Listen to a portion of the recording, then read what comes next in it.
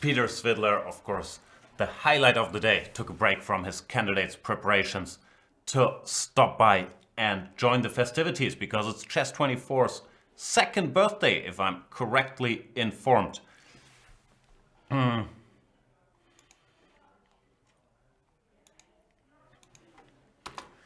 As usual, some small technical issues to get this thing rolling, but I have a good feeling that it will be on in a minute. Might have to enlist some help for it. What else can I tell you that you don't know yet? Probably really not much. I spent most of the day sleeping after the night shift that I had last night.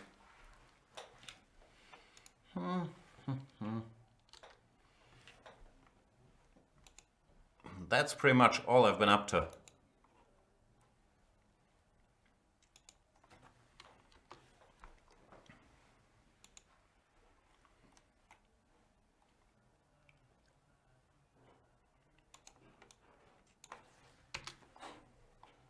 I have 10 viewers, but I have a feeling they're all on YouTube. I'm trying to figure out what's happening on good old Chess24. I'm not sure. This is an exciting show, as usual.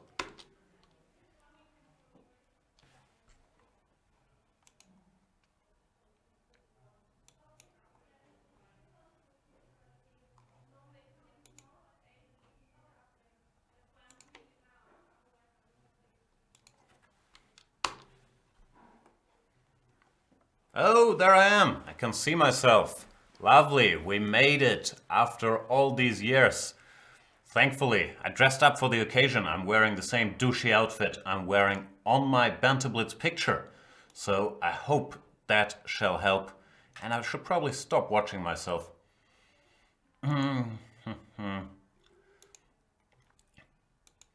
So, now that we seem to have liftoff, let's crush you all.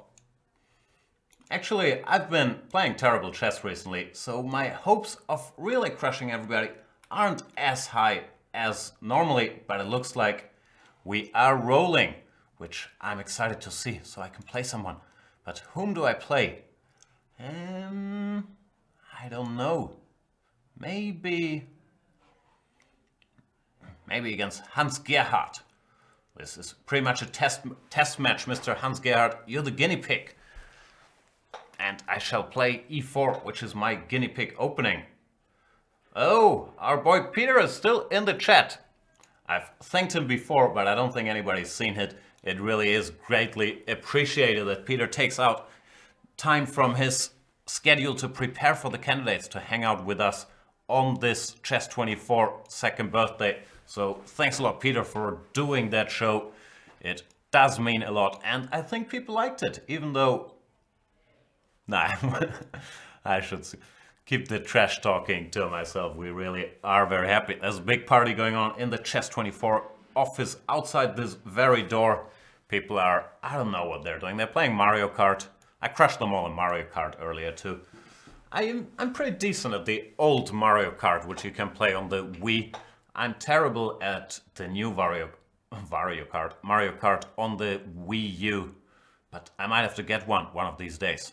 As for the opening against Hans Gard, I played, this bishop b5, which is a bit more positional than the 3 d4 lines, and I'm not 100% sure if I should have gone d4. You could have played h3 as well to stop what happened to me now, that he pins me, asking me to take tough decisions here in the center. I'm not sure what's correct. Bishop e3 is certainly possible. Then after bishop takes f3, I would have to go gf, which I'm not sure how crazy I'm about it. So I was considering d5 as an alternative, but then knight e5, and I feel he has decently placed pieces for that structure. So I'll go with bishop e3, and with a very heavy heart, I'll recapture on f3 with the pawn, should he force me to. Could also be some ideas with queen b6, which could spice up the game. Not sure what I'm gonna do about it. Maybe knight bd2 and then intending to jump into c4. We'll see what Hans Gard comes up with. Queen b6. Oh, I'm streaming against the Champions League. Yeah, I'm not a big football follower. I would never schedule a Banter Blitz if the Spurs were playing the Warriors. But what is it? Bayern Munich against Juventus? Is this the big day? I really don't have a clue. But what are you gonna do? It's the Chess24 birthday. We're planning to do pretty much 24 hours of coverage, both in English and Spanish. So someone's gotta do the dirty work and go up against Bayern and get crushed by Hans Gard. I don't know what to do. I'll take here and hope for the best, but I'm not sure I like it. If queen takes b2, he goes dc, which is a little more peaceful. Now I can steer it to my usual unsexy waters after queen b3. If Hans Gard takes, which he probably should, then I'll recapture c5 is weak, and I might be a little better. So this has taken a pleasant turn. Instead, queen takes b2. I really don't know what was going on. b6, I could already take on a6. I could also just develop. Doesn't look like these pawns are really going anywhere after knight bd2. Yeah, this looks promising. Now bishop takes a6 is a threat of a5. Bishop b5 followed by knight c4 looks pretty good. And here I guess I'll just take. Pawn is a pawn. I also didn't know there was Champions League. Let's hope we get rid of half of the people to root for Bayern. Is Bayern today? I honestly don't know. Maybe they played yesterday, right? Let me look it up. Who is playing? Keep me posted. Champions League live.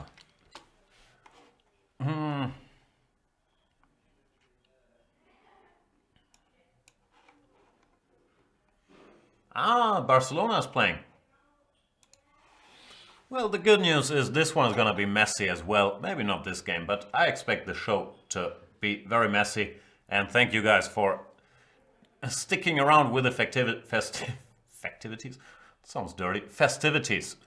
Man of Lights is saying he's been here all day. Can't say the same for myself. I've slept most of the day, but I'll be here for the rest of it.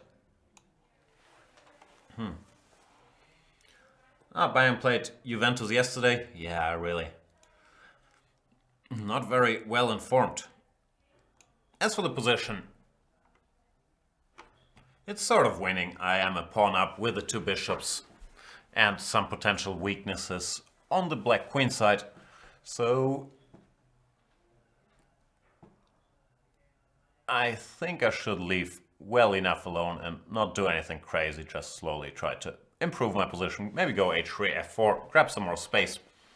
And I don't really see what's going on. What is Peter talking about? Does not have soccer stand in the bookmarks tab? Is Peter a soccer guy? I thought you liked this other weird game they play with sticks or whatever they're using. But no, I haven't watched a Champions League game forever, really. Like, I don't know when I lost my love for soccer. As a kid, I of course followed soccer as everyone in Germany does, but the more you attend some of these matches and stand there in the rain for 90 minutes, it's 1-1. The Hamburg teams are always terrible, so 1-1 is a good day, like 1-1 against Mainz or some other crappy team. No offense to Mainz, just some offense to Hamburg teams. Yeah, I don't know. I lost my appetite for it. I used to like handball for sports in Hamburg. Handball is pretty fun, at least there's some action, but they just went bankrupt. Not unlike Hans Gard's position. And therefore, yeah, nowadays all I follow is basketball, really. What's going on here? Can I take some more pawns? I'm a little worried, not overly worried, but a little worried that I might get checkmated in a vicious counterattack by Hans Gard after all the trash I talked. Bishop c5, king h8, but nah, I'm too greedy to get really worried about it. Knight d6 is also legal. Someone's Skype is ringing. Did I just blunder my bishop? I think I just blundered my bishop. Yeah, this is gonna be high quality chess, ladies and gentlemen. I think I'm still gonna win this game, but I should take rooks. Oh boy, this looks like two rank beginners here. He takes my bishop, I take his rook, then we count the pieces, see who's doing better, and Hans Gard just did the same thing and resigned. Maybe he pre-moved king h8 intending to checkmate me. So yeah, it's important to set the tone early. This is gonna be the level of chess you're gonna see for the next 3 hours. Maybe, just maybe. I can't promise it because everybody's wasted out there. But maybe we're gonna bring in some guest stars. I believe Sopiko and Anna might still be around. Pepe Cuenca might still be around. Ilya might still be around. We'll see how that goes. And we're gonna continue playing for now against... Let's play against French FTW, which means for the win, which is an absurd notion because the French, of course, is a terrible, terrible opening. Nah, I don't really have a clue about the French. But it's never attracted me. From either side, so I'm playing my usual crap. It resulted in... Oh, he plays the Vienna. You might have studied my recent video series. That's very tough. Like, I publish all my secrets and all you guys do is use them against me. Well, but can't blame them. Vienna is a good opening. Check out the recent series I've done on it. And maybe French FTW has been playing this all his life. Here, bishop b4. When white chooses between bishop g5 and bishop takes c4, I'll go bishop g5 for this one, even though bishop takes c4 is very, very interesting as well. c5, once again, there's a choice between bishop takes c4 and e5. I'll test the main line. Let's see if French FTW has done his homework. Check. I gave knight bd7 in my series. Bishop d7 is also a legal move, but it looks like he is a loyal follower and he's doing as I say. All of this, yeah, is crazy theory. White is compensation for the pawn, but it's tough to play with white as well. So, I'm not sure. I always had the feeling that over the board, this is a very playable line for black because white is a pawn down and has to be quite creative to get compensation. The heavy theory starts with a6, rook h3, queen b4, bishop e2, and more hilarity to ensue. But there is other options. I'm not quite sure. You could probably start with queen b4. That's what Frenchy does. What do I do then? He got me out of book. There's some...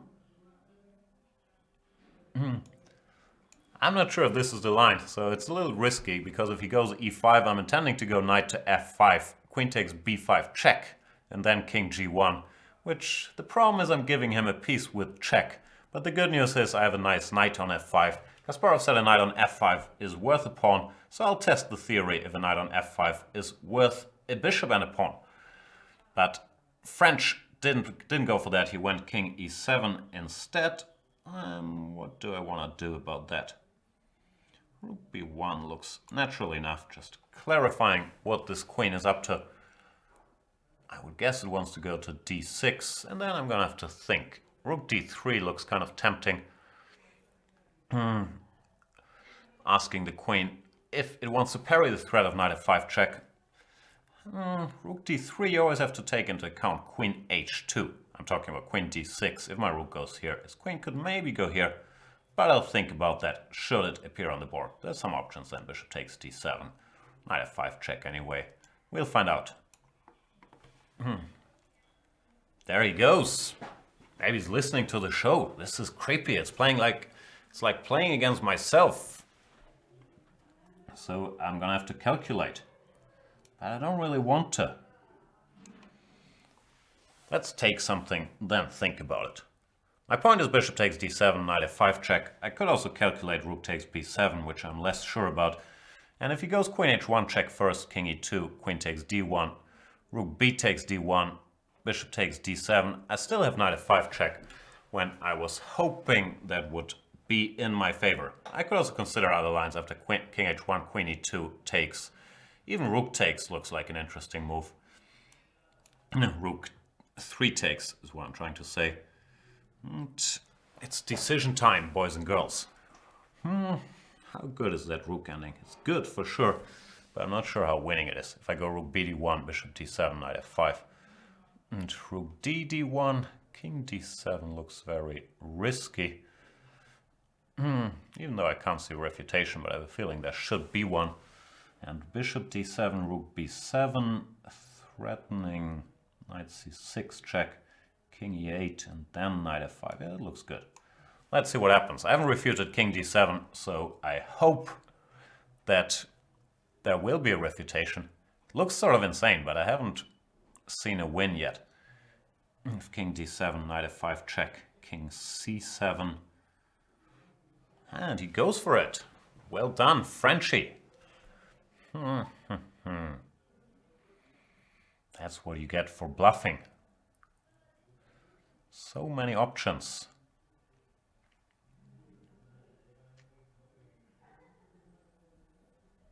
I'm somehow tempted to play rook bc1, but should I give in to that temptation? I'm also tempted to force a draw with knight b7, knight c7, knight a6, but no, I can't do that and continue looking into the mirror, which is a scary sight anyway. I'll go here, see what happens. It's a weird move though, this rook was already so nicely placed on b1. My point is I want to go knight b5, rook c7, knight d6. But I'm not 100% sure if I'll have time for this. Ain't nobody got time for that. I'm also threatening knight c6 check probably. Just sort of a side threat. We shall see what's gonna happen.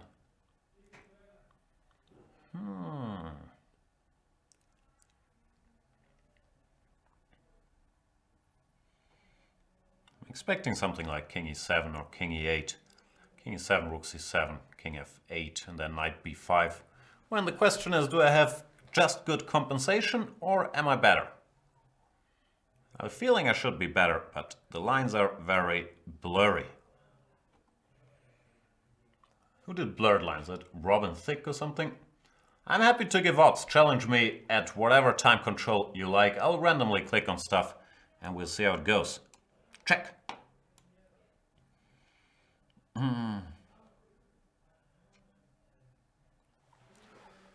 Yeah, expecting king g7, knight d6, rook f8. And French is still hanging around. How do I punish him for his many, many sins? Rook d3? Let's try. I want to give a check and see if that leads anywhere.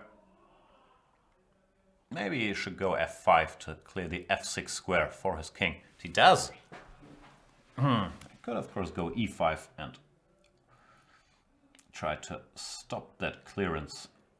Or this king doesn't have a lot of squares. Let's try if I can mate it. Let's try if I can mate it. There's not only great chess, but also great English on these shows, boys and girls. And I just saw that my mating plans are probably flawed, because he can play e5 here, which I missed from far, far away. Not that far away, really, like a move ago. But I'm threatening e5 checkmate, and yeah, this is a good move. All of a sudden, things are no longer clear, I'm afraid.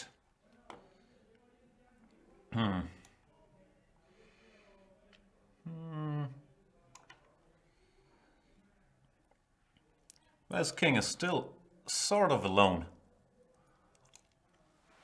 And I think I can just maintain my grip on the position. Not so easy for him to develop.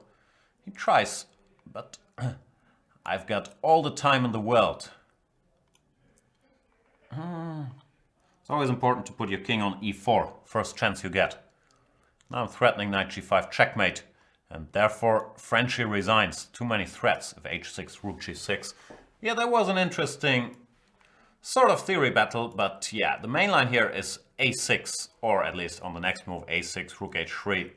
In this position, I have a feeling king e7 is a little slow. You gotta go a6 and then study my series. The ebook just came out today, so for those of you who are sick of listening to me talking, you can check the ebook as well and just click through the moves. Click somewhere on the side. Learn, read. Whatever makes you happy, you should find it there. A lot of challengers, which is great, in spite of Champions League. People are around.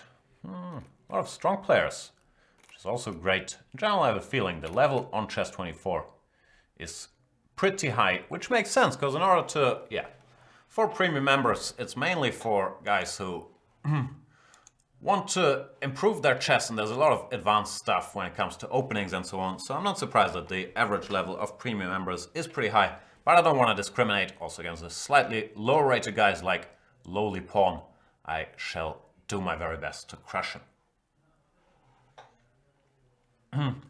No, I don't really hate the French opening, but it's sort of a sad story. My first chess coach ever, the late Vincent Kolanowski, was, a guy who had many issues, but he could inspire us kids. I was like 10 or 11 when I started joining his training group, and the one thing he told us was to never play the French, and he always tried to teach all the kids how to crush the French by using the Tarrasch, the French opening I'm talking about here. And I took these lessons to heart, and I promised him to never play that French. He's no longer alive, but I've kept up my end of the bargain. I've never employed it, and I haven't missed it too much.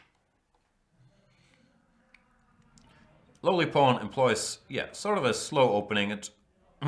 It's not bad with why you can get away with all kinds of stuff, but it feels like a Queen's Gambit declined with colors reversed somehow. If he goes knight bd2, I'm sure the position with the pawn on c2 instead of c3 would be a theoretical position with colors reversed. And people are asking for endgame videos. I'm not a big specialist. I once did one of these endgame clinics, which I'm sure you can find on YouTube.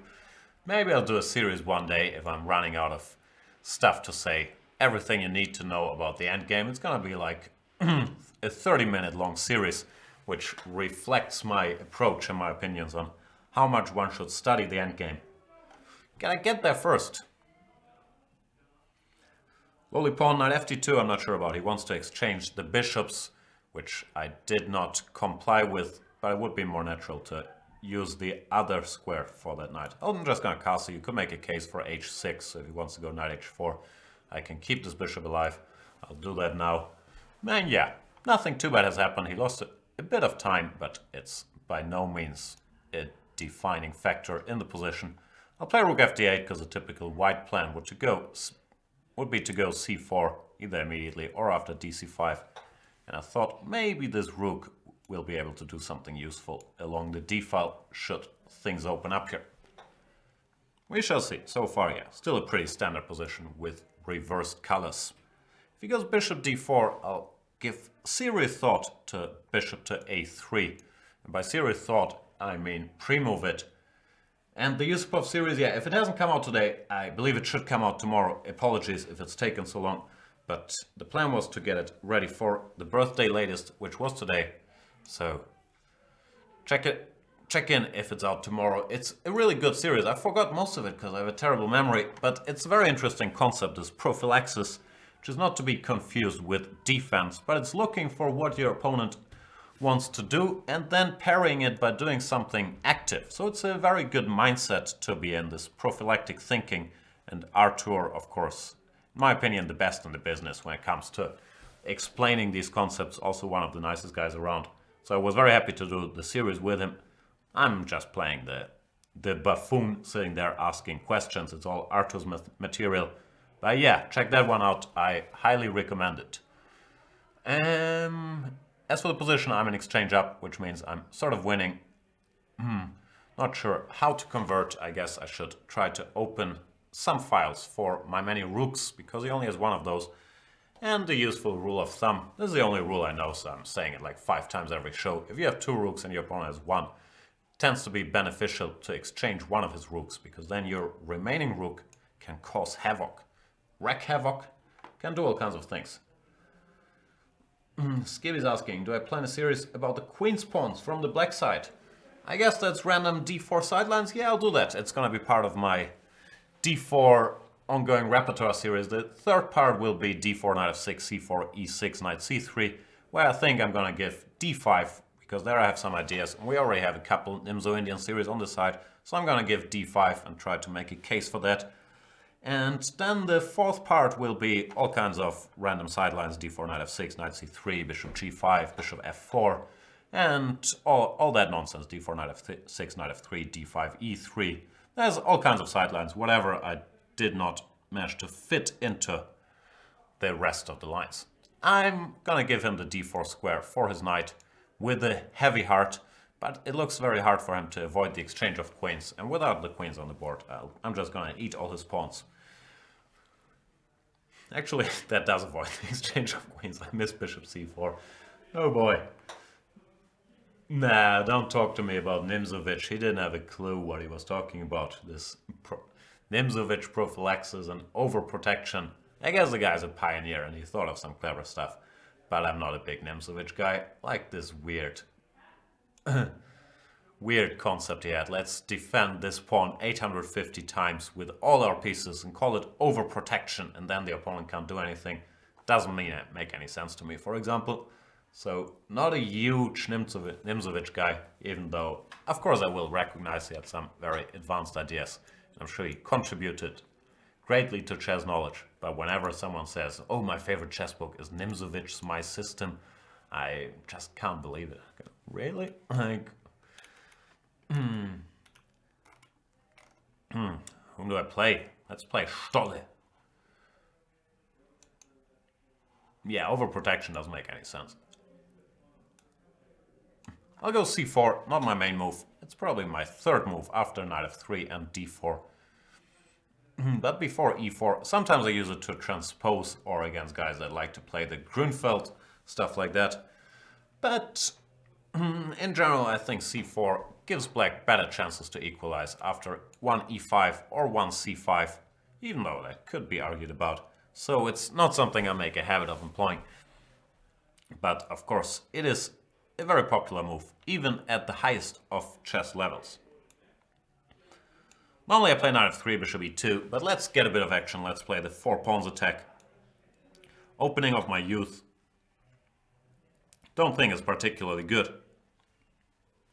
But you gotta mix it to win the biscuit.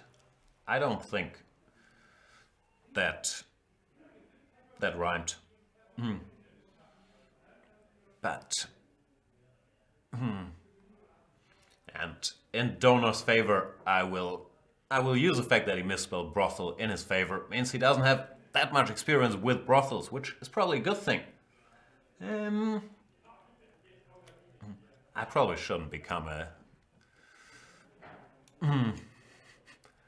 I'm not sure if I'm allowed to say. Nah, I'm probably not allowed to say it. Gotta control myself. I cursed on the broadcast the other day. Like, unprecedented. Bishop d3. Does he threaten knight takes e4 or some nonsense? Probably not. I guess he wants to go b5, but I'm always fine taking that pawn. Maybe bishop d2 is more circumspect. Is that a word? I'm using it all the time recently. Don't even know what it means. Oh, maybe he did have a threat. Man. Hang on, though. Let's work this out. E d5, bishop c3, bc, queen c3, queen d2, queen takes a1, short castles. A bunch of material down, but it looks kind of fun. Do I go ed or cd to get that line? Maybe cd or ed. I'll go cd.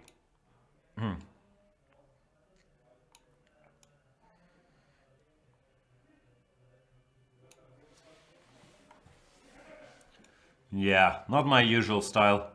That's what happens when I try to play entertaining chess. Yeah, black has to go very passive, like queen takes a1, short castles, queen g7, bishop b2, f6, something like that. He does have a lot of extra material, so it might just work for black. But I have some compensation, and I'm gonna try to make life tough for Stolle.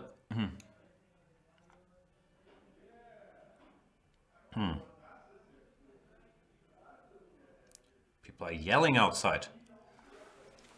It's like an anchorman. I do not know what we're yelling about. Queen h6, okay. Very tempted to threaten mate in 1 with queen c3. I have a feeling he's probably gonna spot my deep threat though and go f6 then. Then e5, what's going on there? Maybe then knight g5. Let's see what happens. I'm not expecting him to take this, which would lose after queen h8 and fg check. But just to be a nuisance after knight d7, knight to e6, and also I'm assuming his idea was to go bishop g4, exchange his knight off. I'll just put it there and be annoying. He goes knight a6, which is a very sensible way to continue developing. I kind of want to go e5, but I'm not sure I can. Else, yeah, I don't have that many resources to continue attacking, unfortunately.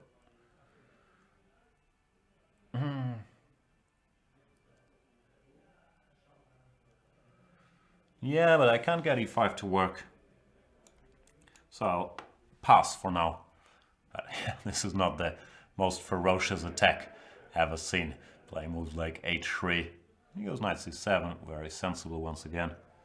Maybe knight g5 was more or less a blank shot. Nah, I'm playing random moves. My lack of attacking skills is very much on display. Now fg5 actually works, I believe. Nah, fg. Still some problems. Queen g5, queen g7. Checkmate. He goes queen h4, which is perfectly sensible.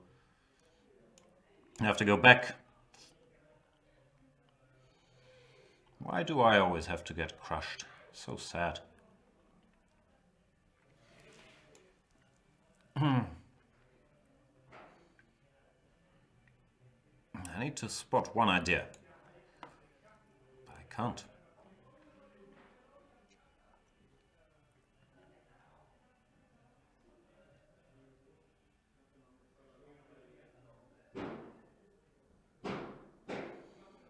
Now to add to my list of problems, well, he could have gone knight b5 or even bishop b5 as well, but b5 is also good, so nothing to be too happy about here. I just don't have enough attacking resources, or at the very least I can't see them. My own king is starting to feel a little uncomfortable now that he's threatening b4. I might just be lost. Is it time to face the sad truth that I'm just completely lost here? Also, I shouldn't play that slowly. But I can't come up with anything.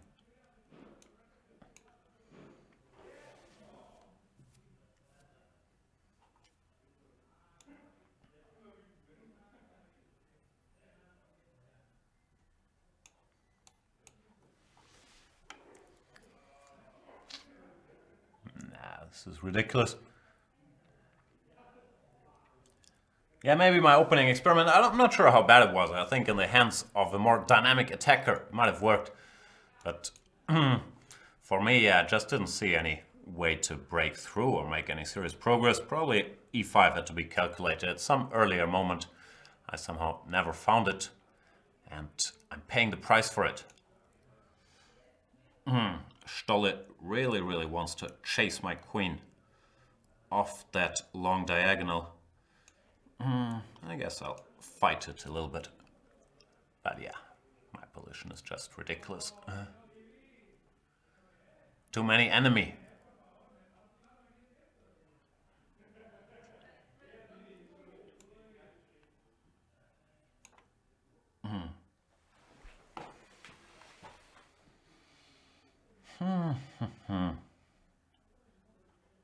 Can't even see how I can make a fight out of it. Knight b5, that's a surprise. What does he want? Put a knight on d4? Probably. Okay, time to go back. Another bad move.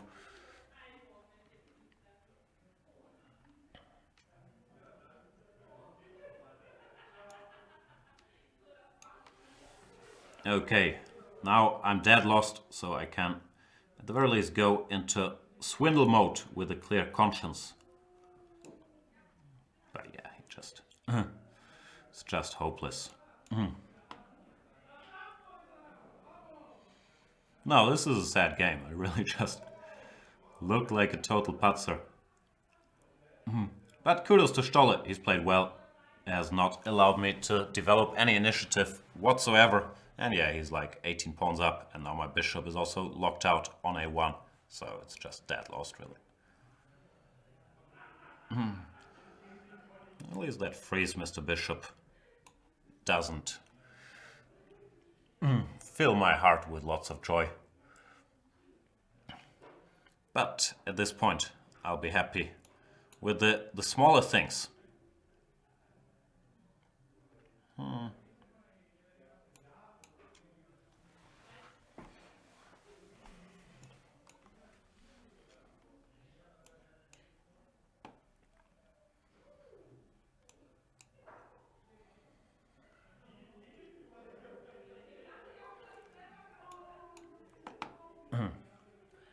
Stoll is getting nervous. The game still ain't over. And here is the comeback.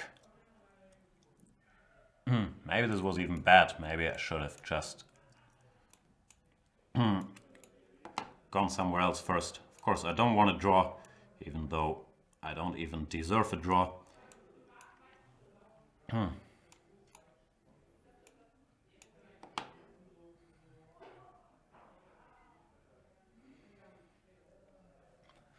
Yeah, that was one of my luckier victories, but at least I got... Nah, I'm gonna keep whining. I was gonna say I got a lot of the whining out of my system, but there's gonna be more whining to come. Sorry, Stolle, that was a very undeserved victory. And yeah, an opening experiment I'm not gonna repeat. Or I'm not even sure we can call it an experiment, because I basically blundered knight takes d5. I'm not sure if it's good, like I wouldn't be surprised if white had a strong attack after ed or cd. But still, I should have taken that into account and probably played bishop d2 here. Moving on, let's find someone else. They're really yelling out there. And drunk Germans, nothing worse in the world. No, I love all my colleagues, of course. I'll play Renfield.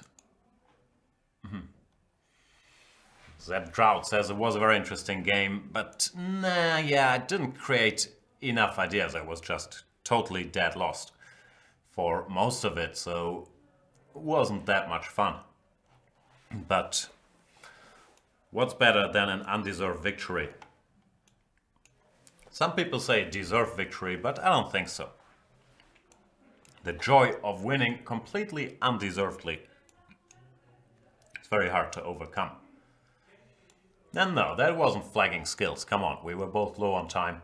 That was, I don't know, just luck. Here we play a close Sicilian. Bit of a random structure. The decision for black is always, do you want to play a setup with e5 or e6, knight g7, or put this knight on f6 to leave this bishop's diagonal open? I don't have any strong opinions on the topic. I believe both setups are perfectly playable. And f5, once again, is a bit more aggressive than I would normally play, but I think it's consistent with this setup, and now that he's gone rook e1. Looks like a decent move. Generally, after you played e5, it's not that tempting anymore to play on the queen side with rook b8, b5, b4, because his bishop on g7 is locked in, so I find it more tempting to push my pawns on the king side here and see what happens. f4, you could also make a case for ideas with like f takes e4, putting a bishop out, but f4 looks kind of logical. I just want to go h6, g5, and hope something good will come out of this kingside altercation. Looks like Renfield is looking for counterplay with b4. That's why he went rook b1. Sensible enough idea. h3 I'm not so sure about. Probably wants to go g4 to keep the kingside closed. Not sure if that bothers me. I think it actually doesn't. You could go f3, but I have a feeling that I'll still have play here by preparing h5. And nothing too bad has happened to me on the other side of the board either. So yeah, not sure I had to allow that, but I had the feeling it was not a big deal. We'll see. Interesting stuff by Renfield.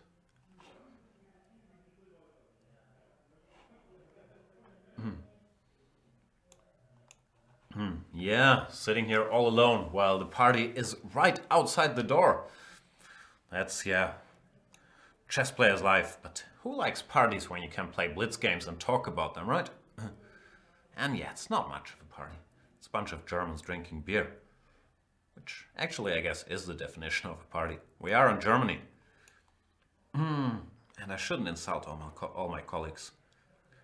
And I'm also German myself. And I don't think we have the right to call ourselves self-loathing Germans. So, I'll just try to checkmate Renfield before I go into any further soul-searching.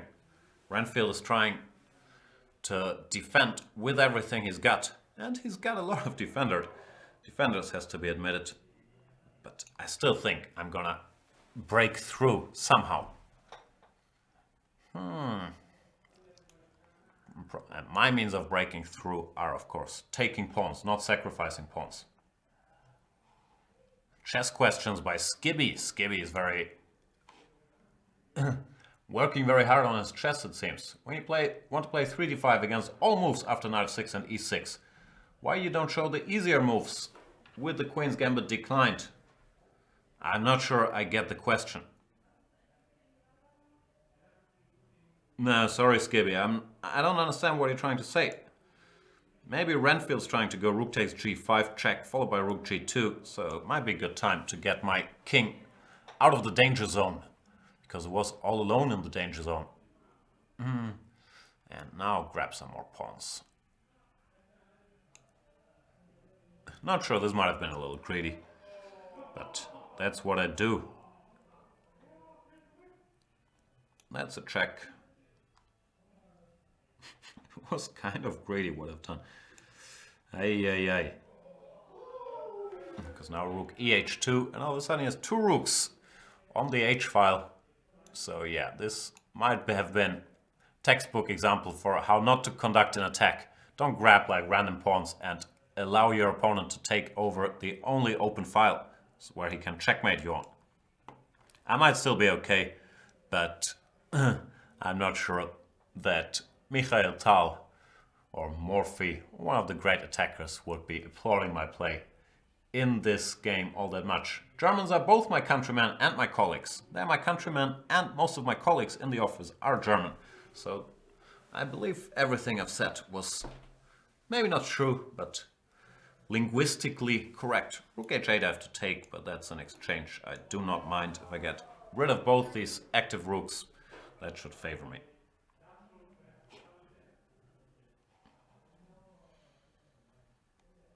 And this danger zone thing, yeah, I'm also not sure how it popped into my head, but it sounds like some 80s hit, right? Welcome to the danger zone. I'm about as horrible at singing as I am at playing the King's Indian, so I should probably refrain from that too. Let me Google it though. Danger zone. I believe it's in that Manhunter movie, the prequel or the original version of Silence of the Lambs. I have a feeling that Danger Zone song. Yeah, Danger Zone. Kenny Loggins. Who hasn't heard of Kenny Loggins? Music video. Cover versions. An animated portion of the Super Mario Bros. Super Show featured a cover of the song sung by a female vocalist. Alvin and the Chipmunks covered the song in 1990. Wow, that's some tremendous honors.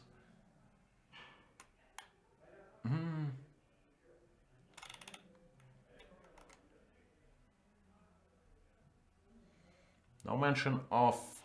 Oh, I shouldn't lose on time while I research. Danger Zone. No mention of the Manhunter. I strongly feel that I've heard that in Manhunter.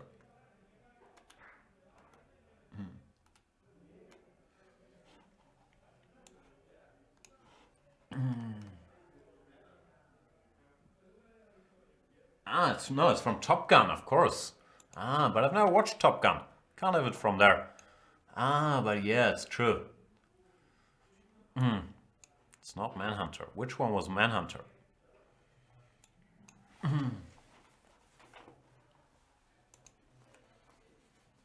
Skibby is asking about the move order. Yeah, the move order is interchangeable. d4, d5, c4, e6, or d4, knight f6, c4, e6. Doesn't really make a difference. Like, you could argue, and I'm going to get into that in part 4, that if you want to avoid the Trompowsky, you can start with d4, d5, because then you have some more options after bishop g5.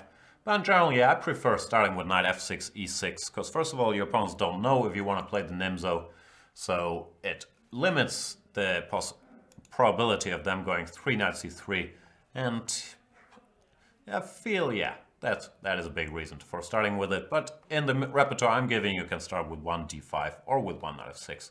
Does not make it dangerous. Let's play W and P, 2700 player. Probably higher rated than me after I've lost all my rating, but I'm very confident that I'll get it all back. Probably not in this game though. Okay, I'm gonna have to focus. Speaking of knight f6, e6, d5, let's do it.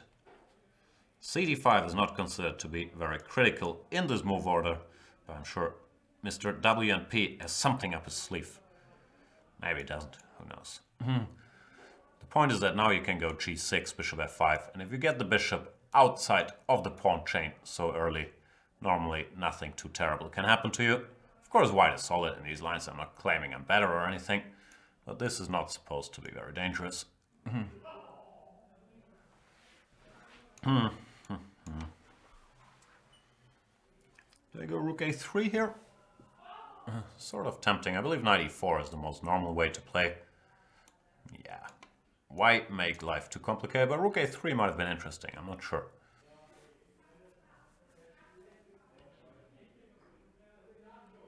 If he goes b5 now, then I'll go rook a3.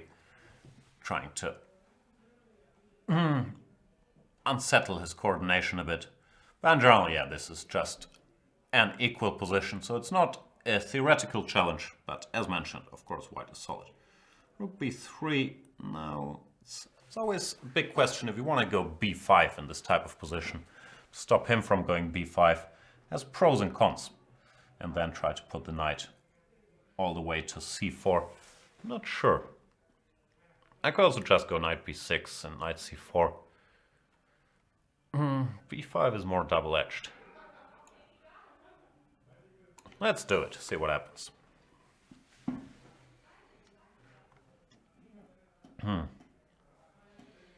It's a move I might regret. Then again, I might not. It's the beauty of chess. You never know in advance if you're gonna regret your moves. What I do know in advance is that I'm gonna whine about it. But if it was good or bad, who knows?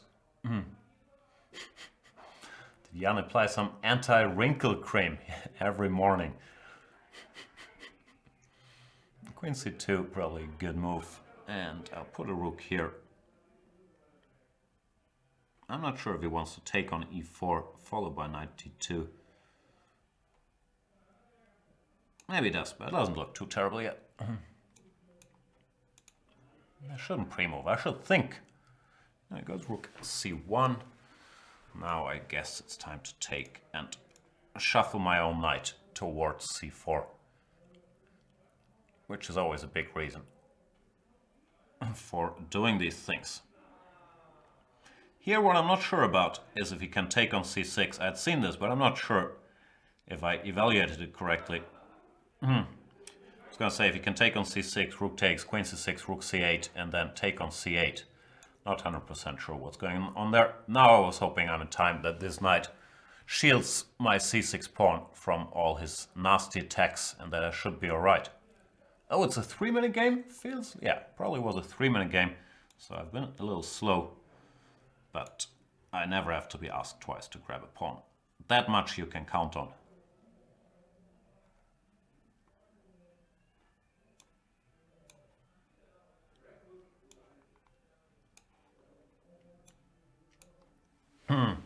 Gotta speed up a little. I'm trying to generate some counterplay here. Not sure why I pre-moved hg, but it looks fine.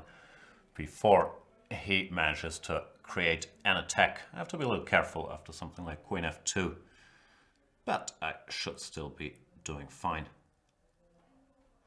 Takes, I want to take with the queen.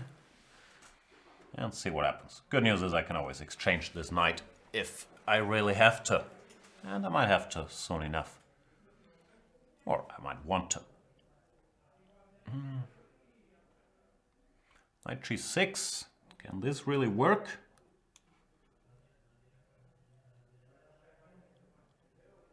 I'll take here. I guess I should ignore that knight for now. Maybe I could have taken it, but it was too complicated, especially with the time situation. I don't want to give him a lot of checks. Instead, I just want to extinguish the flames of his initiative and then go about converting my extra materials.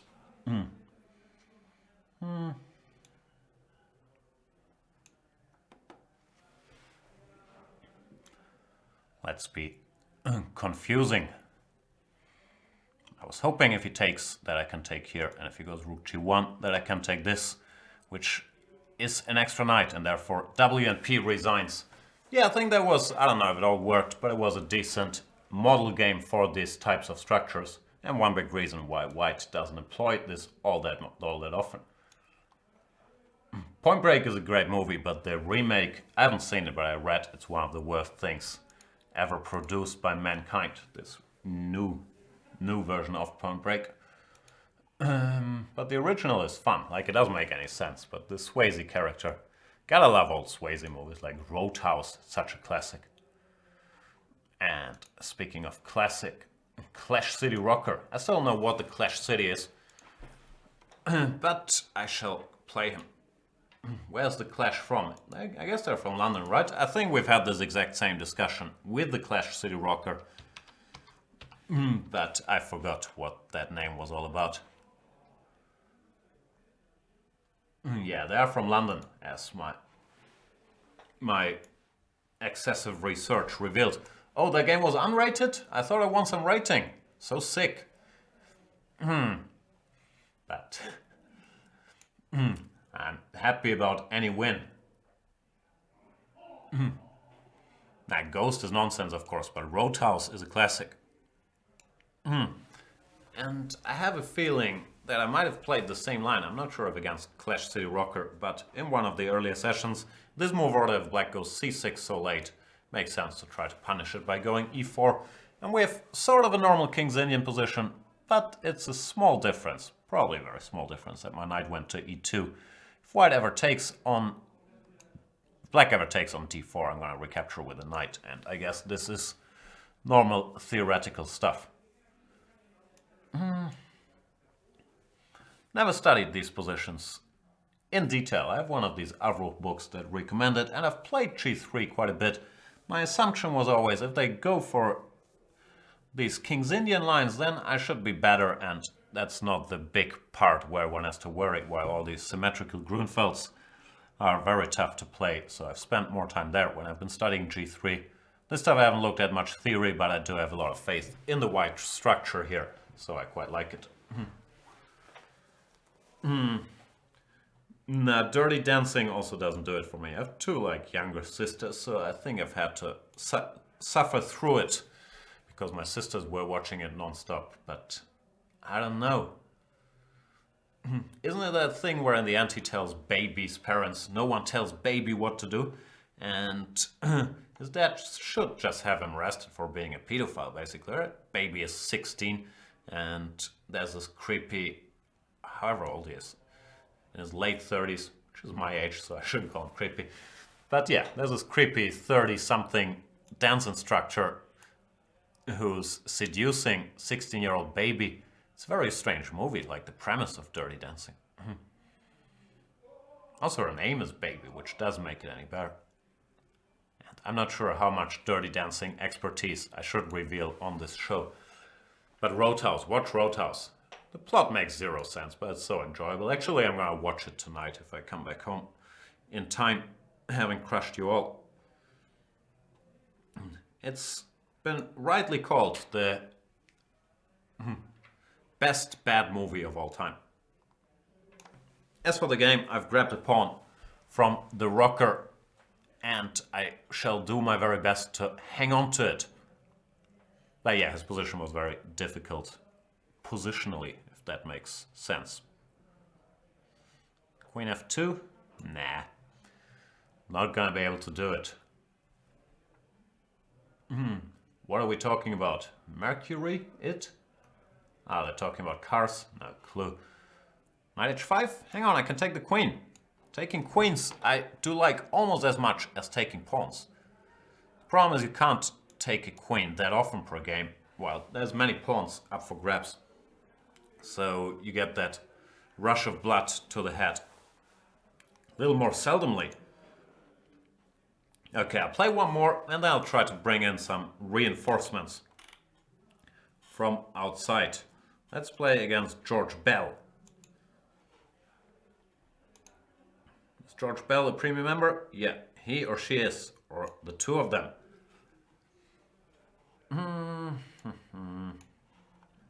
Here we go again. Come on, Senior One. We're talking about classics of modern cinema like Roadhouse here and Point Break, and you're throwing in I ladri di bicicletti, Panzer Potemkin, and Citizen Kane. Come on, that's a very different league. Citizen Kane is no dodgeball, no Anchorman, no the other guys. Let me tell you that much. Of course I watched Deadpool. Skibby finally is switching to serious topics. I love Deadpool. Like, I've seen it in German and I think it's 3 times as funny in English probably. But you get the vibe. I enjoyed it a lot. And I'm not sure why I got the same position as last game.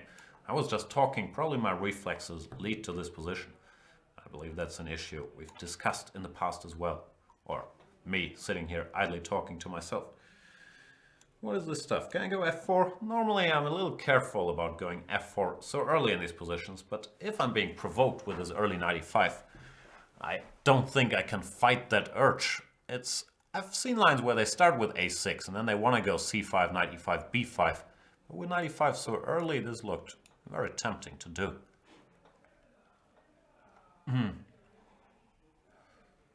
Drunk Pepe would be fun. Pepe, I don't think he needs to get drunk. He's like drunk by nature. He's got a lust for life. What movie is that from? Trainspotting? But Pepe might be doing stuff in Spanish. I'm not 100% sure, but he might be busy in the Spanish shows.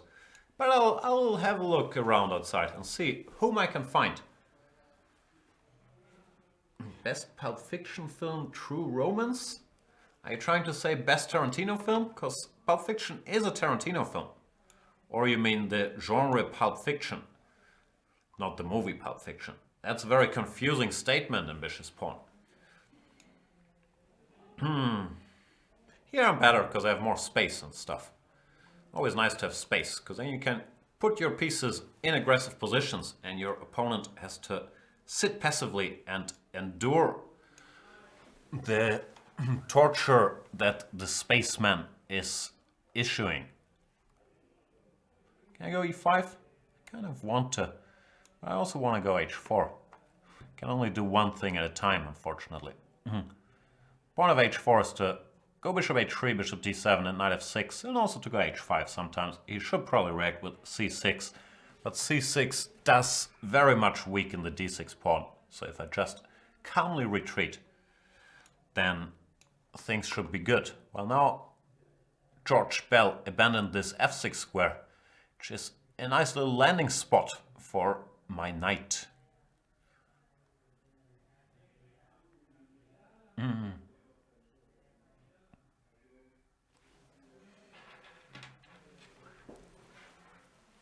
King f8 looks kind of forced, so I'm surprised about the lengthy timeout by George Bell. I can't decide after King f8 if I want to go knight h7 or just take on e8. Both look very decent. Or resigns. George Bell resigns. Thanks for the game, George Bell. And I'll be back hopefully with reinforcements, or at least a temporary replacement. I'll see what's going on outside, if we have any chess celebrities that I can find. I'll see you guys in a minute.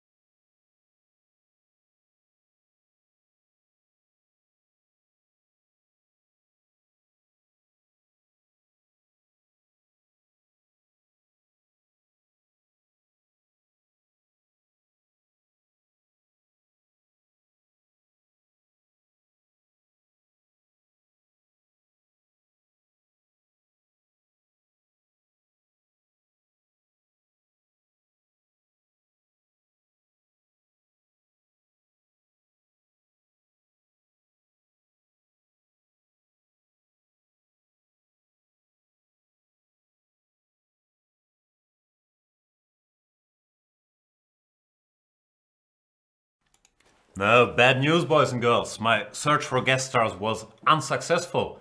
Pepe is sitting out there doing his show in Spanish, so he's busy, and I think what I assume was a party was just Pepe yelling in Spanish, and Anna and Sopico have already left, so some of our programmers and other non-chess people are still around, but none of them really know the rules, even though it looks like they've studied the King's Gambit out there, and they want to challenge me in it.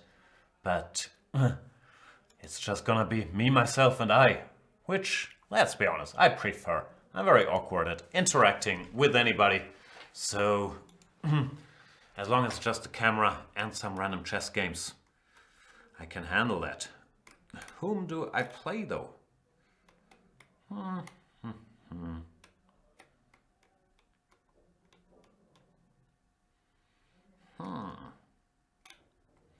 Let's play against our friend Shacho. He's been around a lot during these shows, so he deserves a good crushing. What annoys me about Shacho is that he thinks he has a chance against me, because I believe he won in one or two of these Banter Blitzes, so I have to crush him like mercilessly every game from now on to put him back into his place. And yeah, he's already whining about being black, as if that would make a huge difference. No, Shacho is a nice guy. I'm not sure how much trash I should be talking, but I enjoy it. This line I don't really know, unfortunately. But you can't have everything. Let's confuse him. The main line is e5, d4, which I have a feeling he knows. So instead, I'm going to go for takes and e5. The problem is I don't know what the difference is after d4. But they don't go d4 here. They go knight e4. So as we're talking, I'm trying to figure the difference if he does play d4. Which he does, because he doesn't know any better. My guess is just take on f6. D takes c3 and then take on g7. And his pawn structure is a little more spoiled than in the other line. But I'm not sure if this is correct. Queen d2 would be the Gustafsson way to play this. Bishop d2 looks a little more ambitious. I don't know. Not that convinced by either, to be perfectly frank.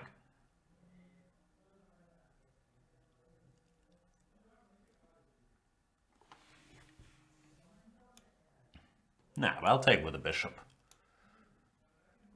If he wants to take on b2, be my guest, Shacho.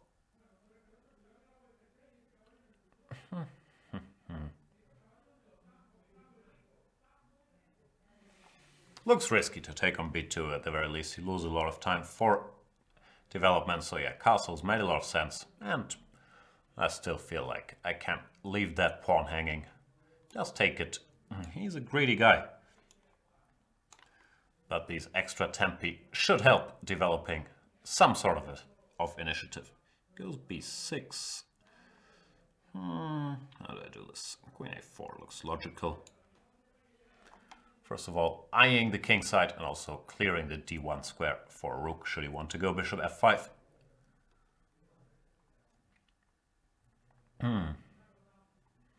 Does want to go bishop f5. I don't think I mind seeing that. My rook on b1 wasn't doing all that much after b6 anyway. And now I should start focusing on the other side of the board. And queen e8. I want to go bishop b5. Now I'm a little annoyed after I spotted c6. How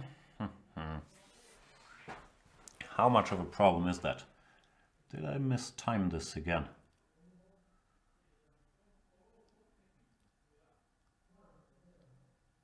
Some ideas, but nothing obvious. Should b5, c6, rook e1, cb5. Nah, that doesn't seem to work.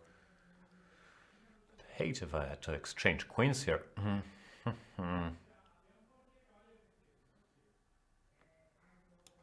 Nah, let's keep.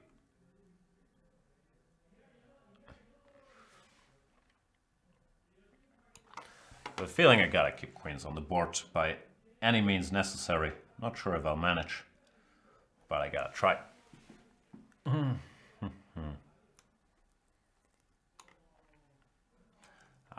b5, play queen a5, and see what happens.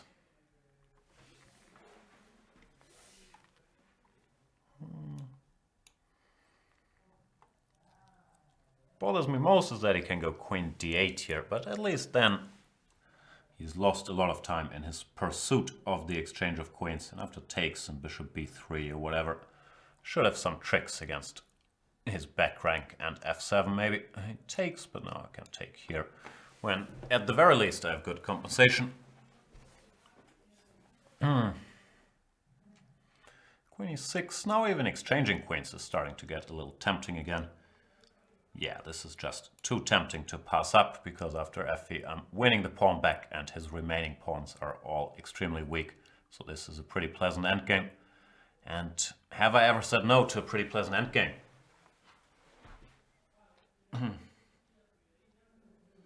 And yeah, queen f4 was probably easier than bishop b5 in fairness. I'm not sure.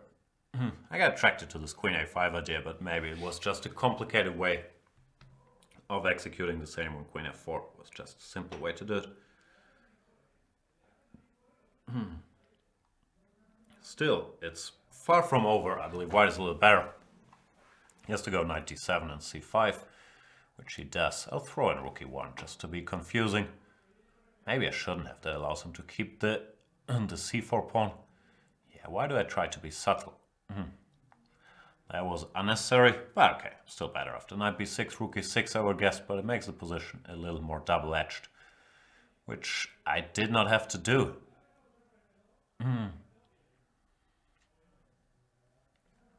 Still, always good to give your opponent a decision.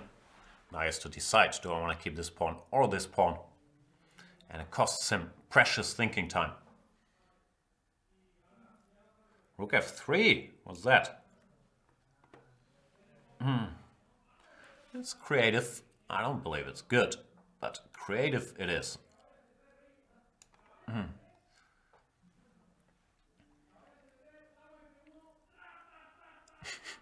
you hear that? That's Pepe yelling in the other room. He's doing his ratatatata routine. Yeah, here there's no queens on the board, so I have a very hard time believing in the black compensation. But it ain't over till it's over. I go here. I guess so, right? Or is knight d3 something to worry about? Rook c2. I don't see any knight forks, but that doesn't mean there aren't any.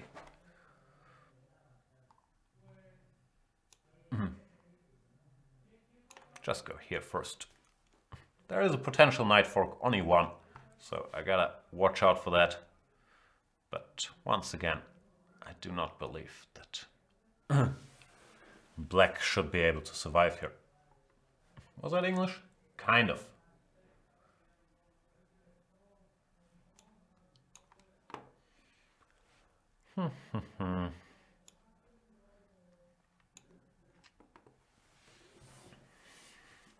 Bishop c3 just to stop him from taking on h2, because now e5 is hanging. I guess he has to move the knight somewhere, but yeah. I do have rooks. Rooks tend to be stronger than knights at some point of the game, so I'm hoping that time will come. Yeah, this is easiest.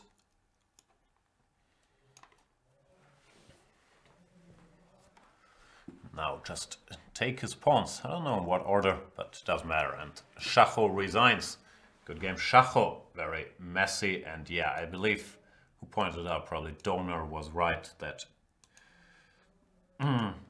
bishop b5 was a little too sophisticated and just queen f4 was the way to go. I'm not sure what bothered me. Probably queen e4, and I didn't see how to avoid the exchange of queens. But I wouldn't be surprised if there was some trick here. I couldn't spot it.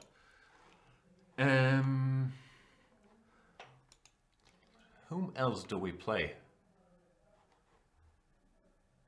Maybe against Zartstrom. Oh no, I think I clicked on someone else. I meant to click on Zartstrom, but I clicked on the captain. So I'll play Zartstrom next game. I am the captain now. Watch the movie, guys? Captain Phillips. It's a very good movie. I enjoyed it. Normally I play bishop b5 check here in my rare 1e4 outings. But sometimes you gotta man up and enter a Sicilian mainline. No, you don't actually. I've been able to avoid that all my life. That's fun to play the occasional dragon, see what happens. Many good lines here, g4, long castles. Bishop c4. Long castles is always the one that bothered me the most from the black side when studying the dragon. Because here if black plays the typical dragon plan, which their captain does, he's a couple tempi down. Compared to lines where black went bishop white went bishop c4, bishop b3, and then here he's blitzing out some stuff which I've never seen. So it's possible I ran into something. Not really a clue, but for now I am a rook up against a bunch of pawns. Maybe this is all theory. Honestly, no clue. Do I throw in h6?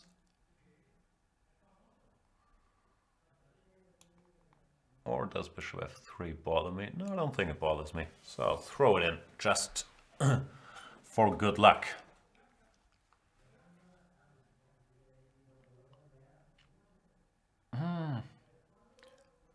So he should go bishop h8, I believe. And then after bishop g2, for example, knight takes e4.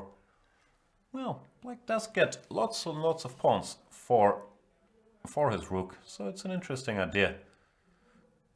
I'm gonna have to think. As we all know, not my favorite pastime.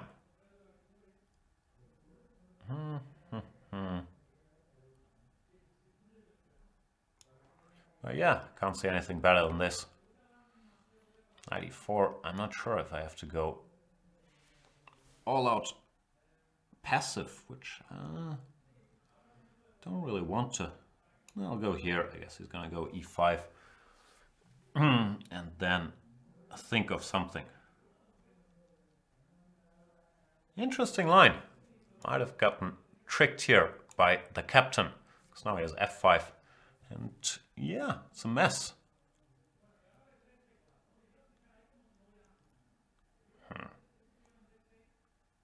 Maybe rook he1 was wrong.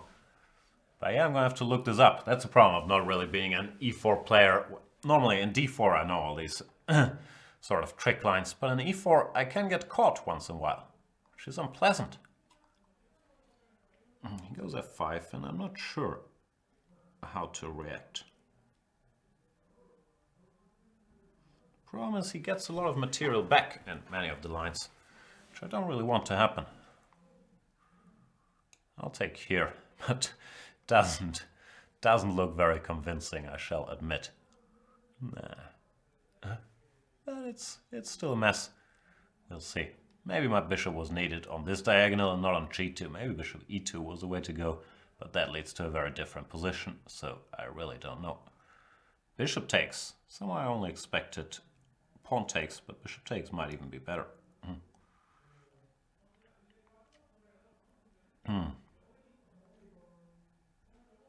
Yeah, I might just be lost actually. I don't want him to take with check there. So I'll go king c1. Bishop takes. How do we do this? Probably here. The point is with rook f7 I have rook e8, which is painful. And rook d8 looks natural when I want to go knight f6 check and hope for the best. I've sort of lost count of material and all those things. I'm guessing I'm a couple of pawns down, but I have some tricks. And yeah, this has to be checked. Maybe rook d1 was better, but then he had some knight g3s. I don't know, I'm gonna have to look this line up. I'm pretty sure it doesn't work, but it has to be studied, of course, which I've never done. Yeah, what can I do? I actually have some options. I can go knight d5, which might win a piece. Can I pass that up? I really want the h7 pawn too. But no, I think I gotta go get that piece. It's really a bit of a pity because I would have liked to take on h7, but it's gotta be a priority to win a piece.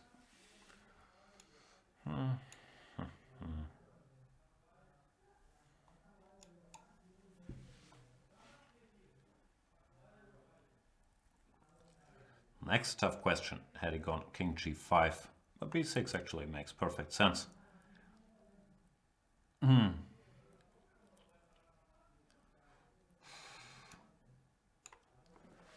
Not sure how to do this.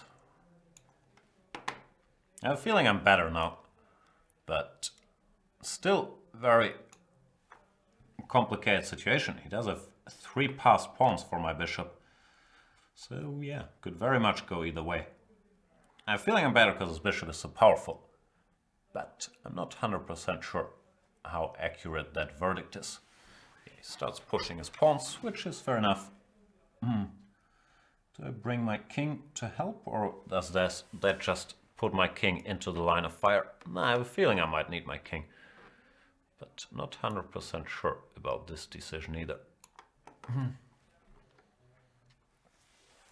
Chess is very tough, all these decisions to be made, and you never know if they're right or wrong. But I have a feeling I need Mr. King to fight against the passed pawns.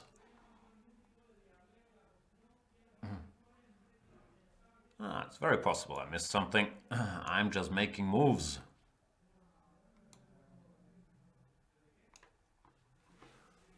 Okay.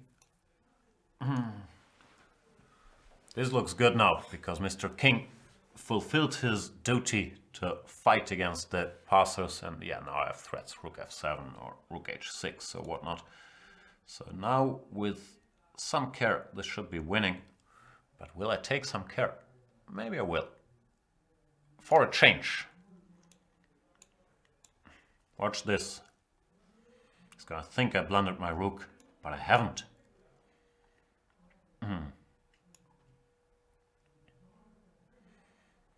I am the captain now. Okay, now this is winning. Still some care needed. Always some care needed not to allow any b5s. But I shall do that.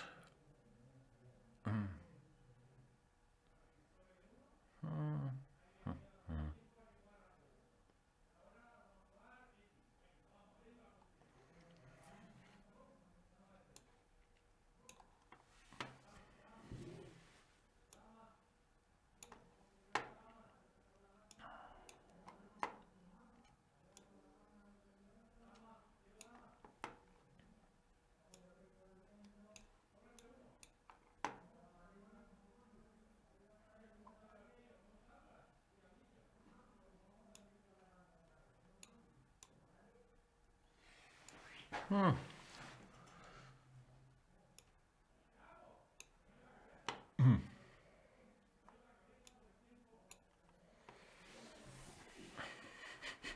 joys of technical chess. It's mainly not blundering stuff, but it's not always easy to not blunder stuff. And I'm not sure I've done a great job at it.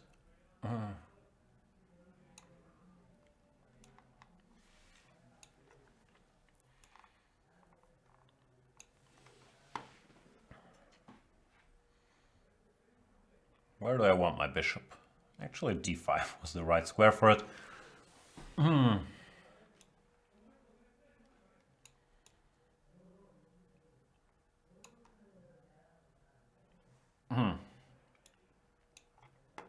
Yeah, not really textbook technique on my part. I guess I was winning all the time, but this sort of makes it easier. Oof, big fight against the captain, and I'm gonna have to look up this crazy line. 95, it'll look natural. I'm not sure if maybe you go h5 instead of king b1, or after queen a5, I guess knight d5 could be a good move. I've never looked into this, but yeah, but here knight d5, isn't that just sort of winning? Maybe this is easy. Then takes. I don't know, but interesting stuff from the captain. I'm gonna have a look. Let's play someone else.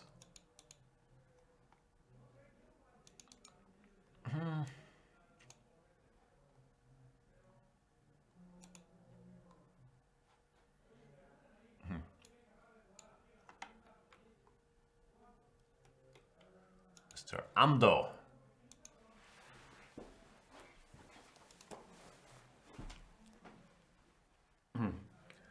Ando Carician from Australia.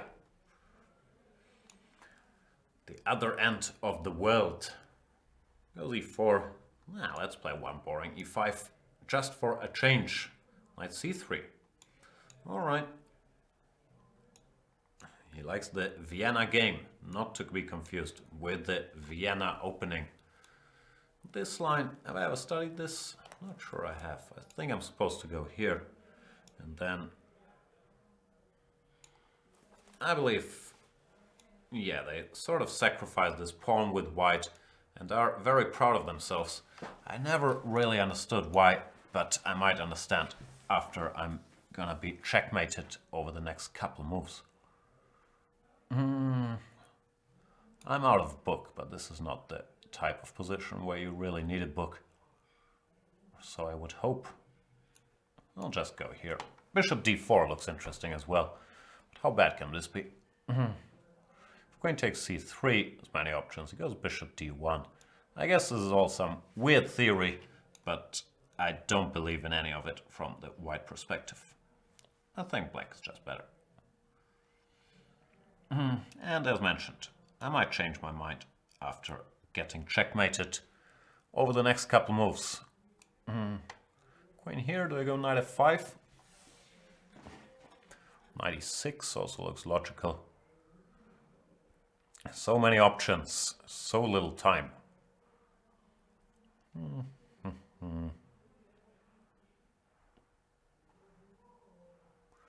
And now this f5 square looks a little odd. I think I'll go here.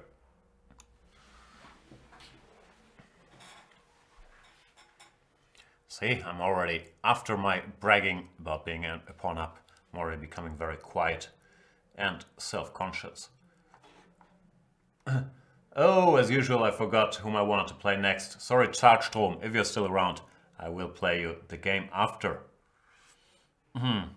Yeah, I can never remember these things, but I do feel bad about it. I think I've said it the second I said it. I'm gonna forget it, and I did. So I'm gonna look out for Chargstrom for next game, and forget I said that when choosing my next opponent again. What's going on here? Ando really wants to checkmate me. I don't want to get checkmated. G6, am I getting checkmated? Almost. Let's push my luck a little further. G6 is sort of borderline, weak in so many squares, but could still work because he still needs to develop a little bit before he can sacrifice, or so I hope. What I'm saying is he can't go knight e6, fe, bishop g6, because f1 would be en prise. What he can do is knight e6, fe, bishop h6, which I'm now a little scared of, but not that scared, a little scared.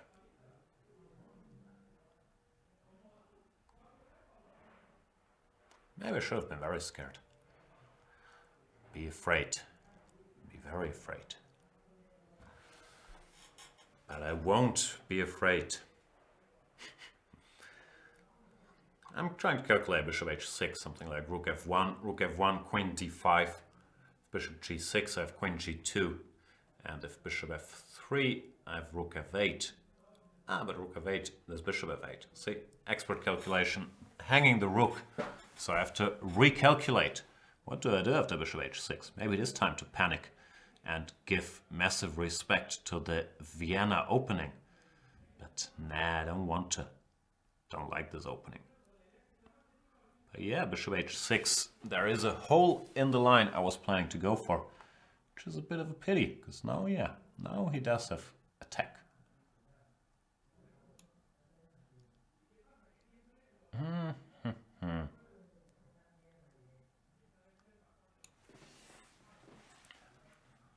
Maybe I should start with queen d5.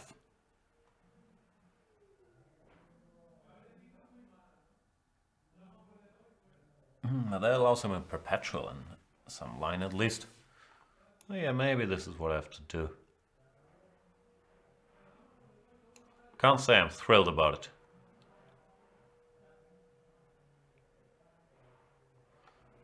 I'm looking at random lines like bishop g6, I have rook f1 and queen g2, that's fine. The most sensible is to just go bishop f8, and then I'm not 100% sure. The perpetual I was talking about was bishop f8, bishop g6, but upon second viewing, it might not be a perpetual, it might just be winning for white. So I might just get checkmated again. So sad. Always do I get checkmated. Yeah, he goes bishop f8, which is very sensible. Yeah,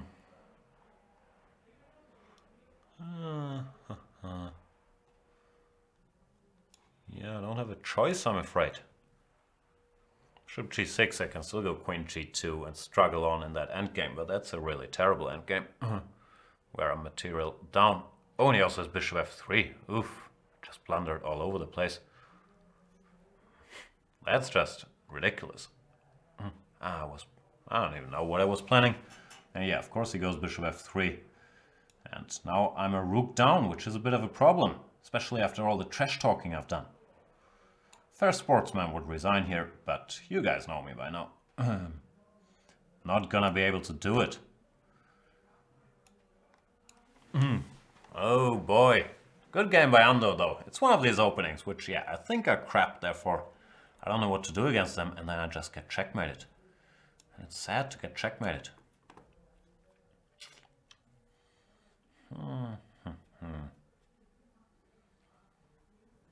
Yeah, I totally blundered bishop f3, but the position was no longer easy already. So yeah, I'm gonna lose this one, and I'll be very upset about it. Steaming. How many pawns do I have? Like one pawn for the rook? It's not enough normally. As a rule of thumb, one pawn for a rook is not enough compensation.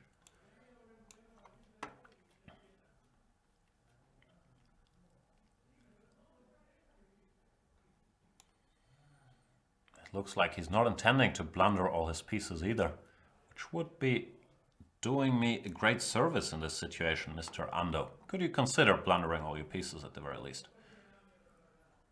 I have a feeling he's not gonna do it.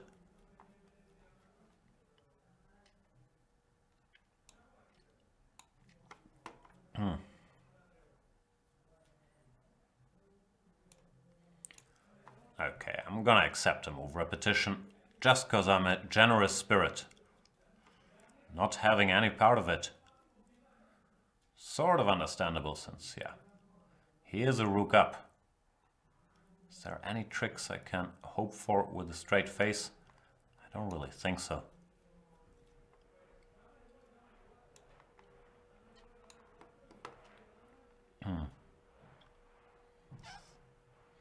The end is near.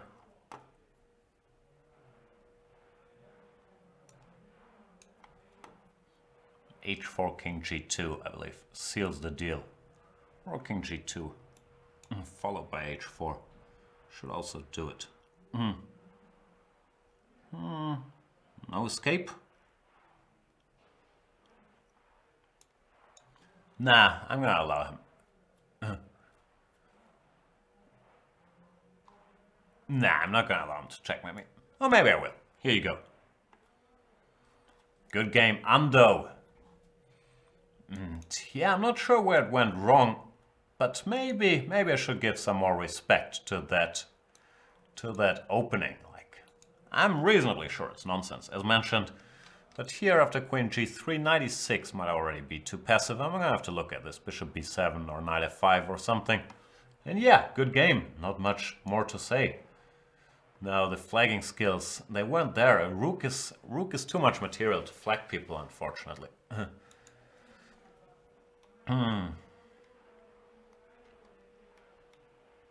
Whom do I play? Let's play Donor. He's been offering suggestions for many of the games. Been watching closely.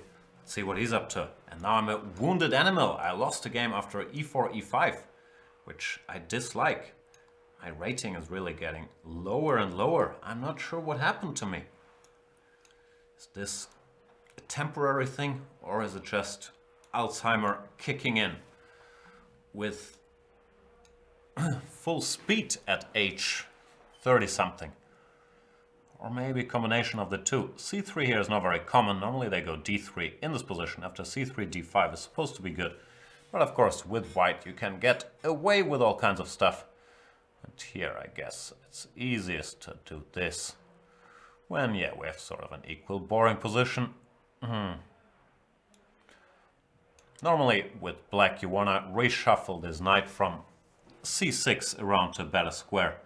Therefore I went bishop d6 in order to prepare knight e8, knight e6 or knight e7, knight g6. Because on these structures a knight on c6 is always some sort of stupidly placed. Where do I want it? On e6 or on g6? Probably on e6.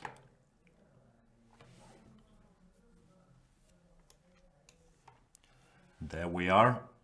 And I guess he's gonna randomly maneuver his knight around as well.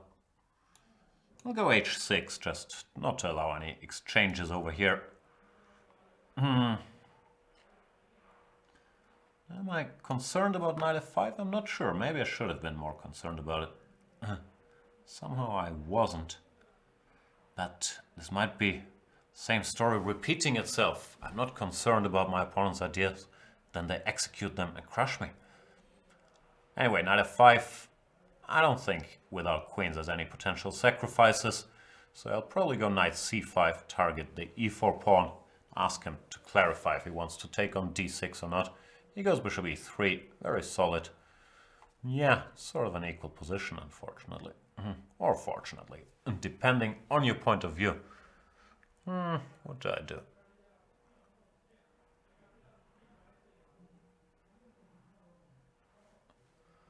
I don't know, I don't have a plan. I can grab some space. Maybe it makes sense, maybe not. I want to clear the square on c7 for my bishop after knight f5. But I mixed up the move order again. Now he has bishop b6. I am steaming. It only takes one game to get me steaming. Anyway, is bishop b6 a problem? Rook d7. Or, okay, rook d2. He wants to play it very safe. Who can blame him? Not much I can do about it for now. Just continue the game and wait for the moment to do something.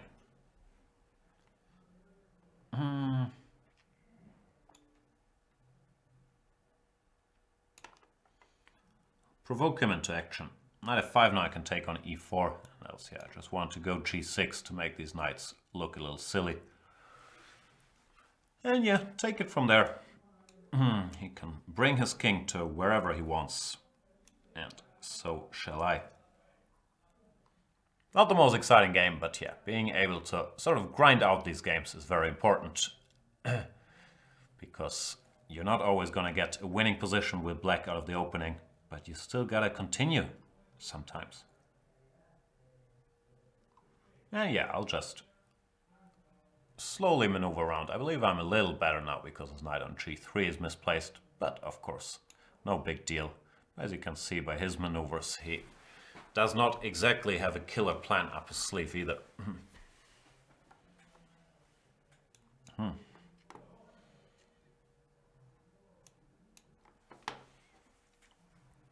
I'll scare him a little, pretending I want to go b4. I'm not sure. Maybe I do want to go b4. Yeah, why not, actually?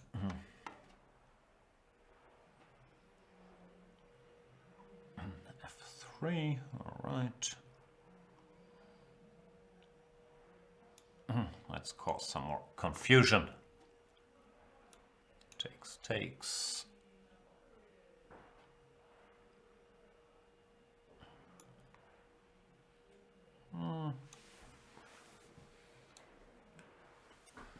Not sure. I've achieved some things, but still gotta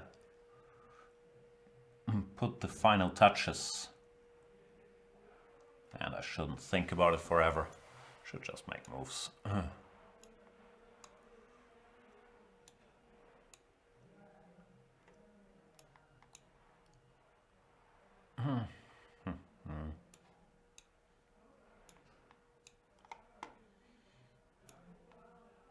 Yeah, I took my foot off the gas there for a little bit. I'm still slightly better, but I have a feeling there was a chance for more.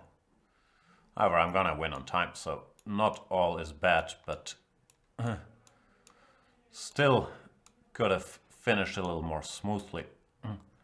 Yeah, very quick play by Mr. Donor here, showing his flagging skills, so you gotta throw in a little time there, a little check there to stop the pre-move. And yeah, this is sort of the typical grinding game you get for these structures. And yeah, Deadpool is very good. Some Deadpool talk in the chat. It is very entertaining. I enjoyed it big time.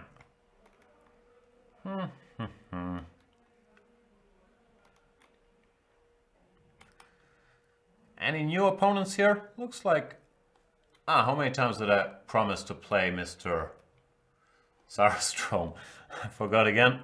I told you I'm gonna forget every time. I just... Let's see if he's still here at least. If not, I apologize in advance. I did this to someone else in the past.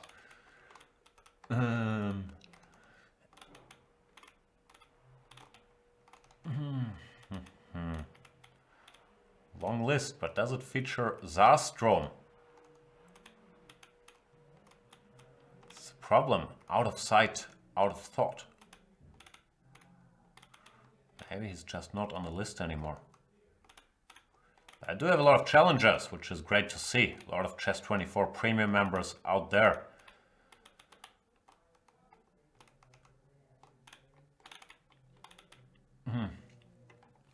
But no, I don't think he's here. I'll look for him.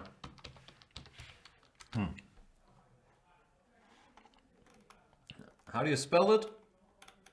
Where are you, Zastrom?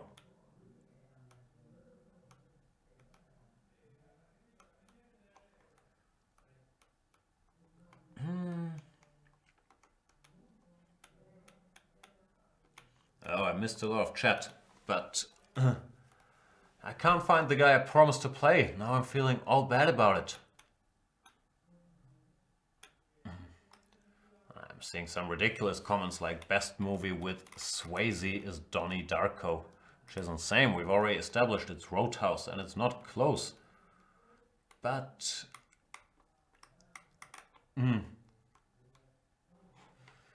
Okay, I'm gonna go through my list once again, see if I recognize any name that is reminiscent to the one I thought I clicked on and was gonna play. But in general, yeah, I always feel terrible about this. It's really brain malfunction.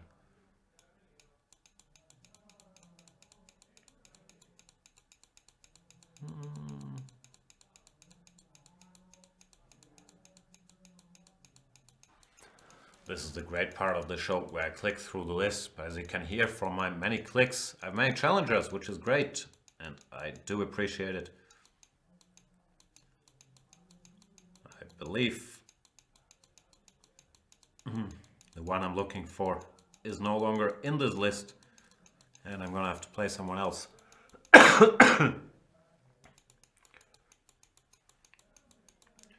No, he's gone.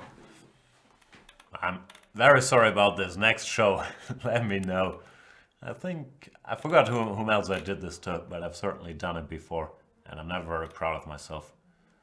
But I still do it.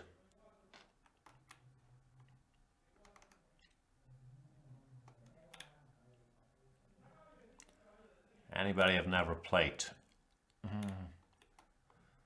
I'll find someone. Mr. Auctioneer. Auctioneer from Greece.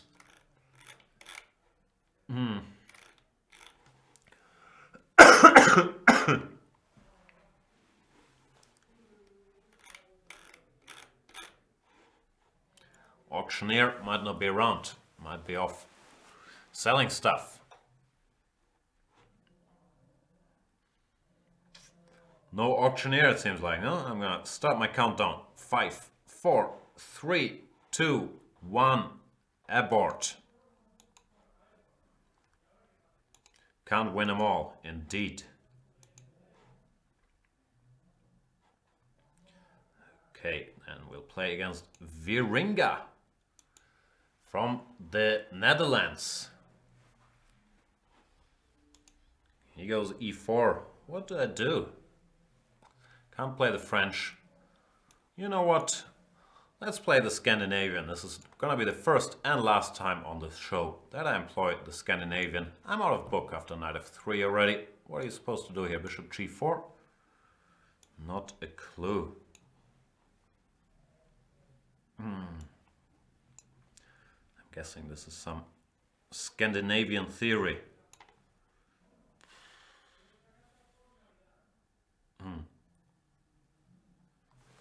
I'm also not sure if this is the greatest square on earth for that queen, but it had to go somewhere.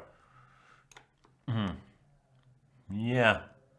I don't know. If they don't go knight c3 on the third move, then I have literally zero clue. But how bad can it be? Let's get the pieces out, see what happens. Queen a4, e5, I guess.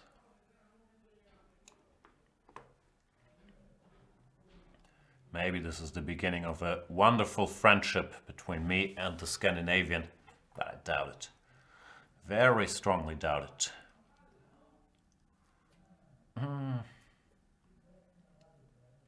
Rook e1, that already looks a bit passive.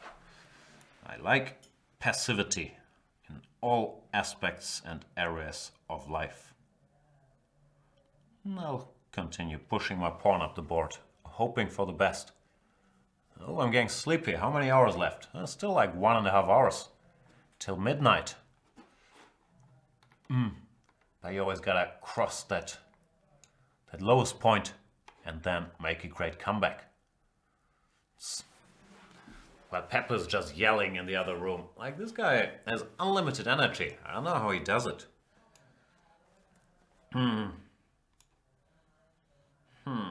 Viringa. Knight takes or queen takes? Queen takes probably, no? I think Viringa might be in trouble.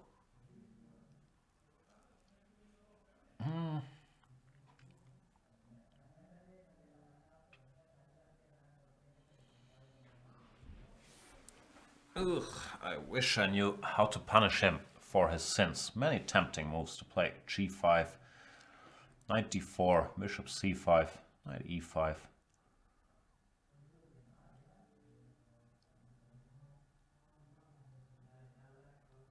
I'll go for this, see what happens.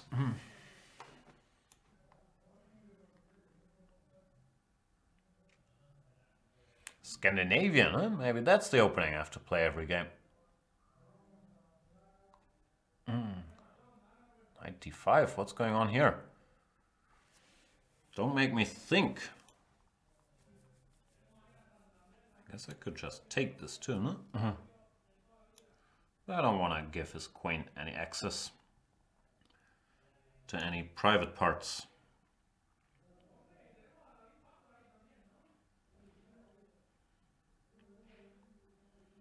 And I missed 93, frankly.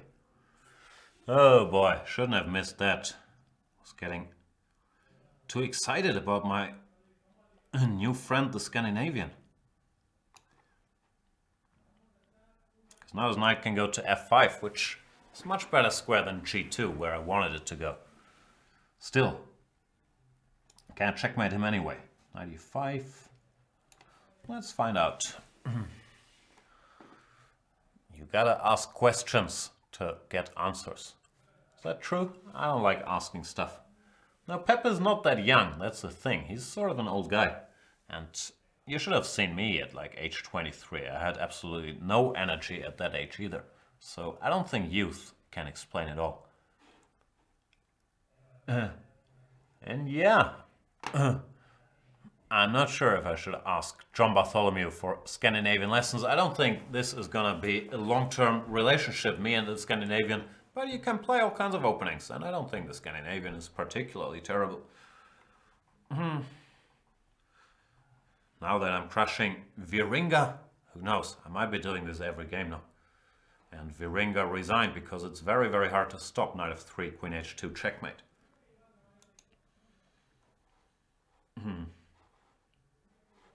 Whom else do we play And yeah, just Flash 88. I do have a girlfriend. Sorry to disappoint you there. Whom do I have to play this game? Maybe Easy Rider 27. I don't think I've ever played Easy Rider 27. Let's see what Easy Rider has up his sleeve.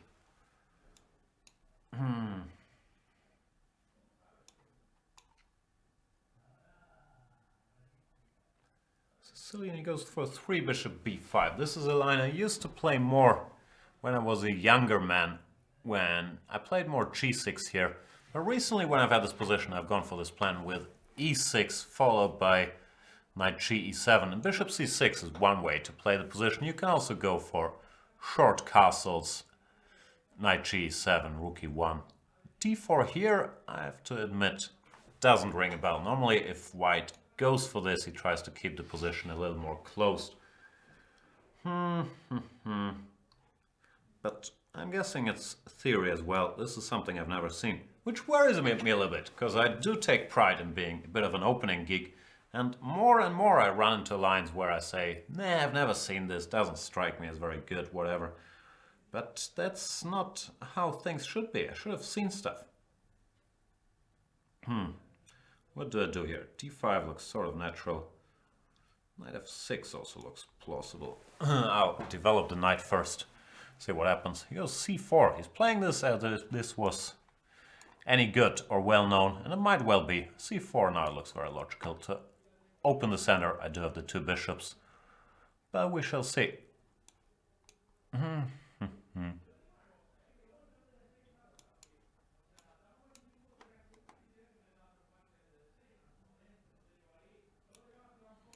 I don't know, yeah, I find it hard to believe this line. Now I think I'm just slightly better. I mean, I do have my bishops, which is nice. I do not really lag behind in development. Gotta decide where to put this bishop, b7 or e6. Probably b7, because bishop e6 allows knight g5 coming close to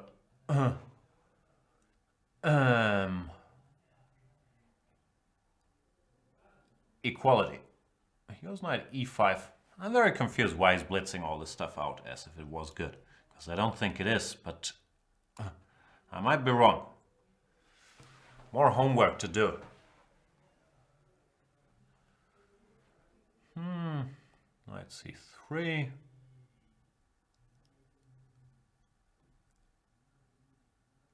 I don't know, maybe I was once again celebrating a little too early. No longer sure how much this is.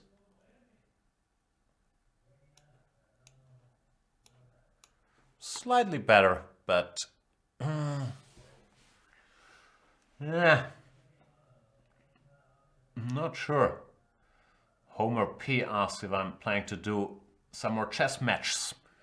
Yeah, like I don't pursue them very actively, but I kind of enjoy them as long as I win, else I'm gonna question my whole worldview, of course. But yeah, I'm sure I'm gonna do some more. And yeah, stay tuned. I'm sure something's gonna come up, but I don't have any plans in the immediate pipeline. I'll centralize this bishop. I wasn't sure about knight d6, but I guess just bishop e6. Ah, hang on, I'm blundering stuff. Knight d6, just bishop d6 might be even more effective, winning a whole piece. We shall see. And knight e3, yeah, this is sort of a typical structure. Now his bishop, I think, is kind of well placed on e6. Problem is, after c4, his knight gets access to the d5 square, which I'm not that happy about. But what can you do? h3. No,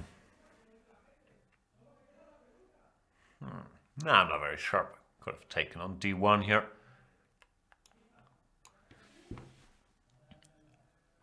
Easy rider hanging in there. But in general, yeah, it's a position that should be good for me. 2 bishops, easy to chip away. What is Easy Rider? That's a bit before my time. Is it? It's one of these. Is it James Dean movie? Or Henry Fonda, one of those guys? Let's look it up. Easy Rider. 1969, yeah, it's before my time. Ah, it's Dennis Hopper? Dennis Hopper, Peter Fonda. Okay. I'm sure it's a classic, but I've never really looked into it. Or seen it, for that matter. And I'm coming very close to bungling this towards a draw.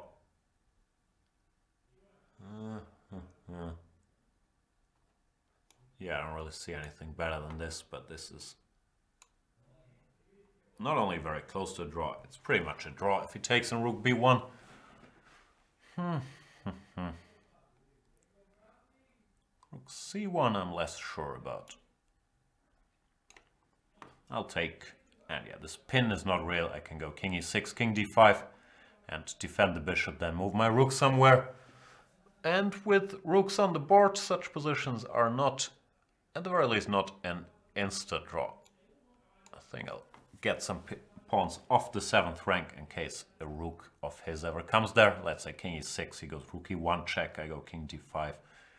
Then rook to e7. Now I'll go via d6, so there's no rook e1 with tempo. And king f2. I think if we exchange rooks and I manage to grab a2 as well, I might be winning. So I was gonna try that. And in the meantime, I'm gonna grab some more space here. It's been a little slow, but okay, not terribly slow. Now there's ideas like d3 followed by rook e2 check.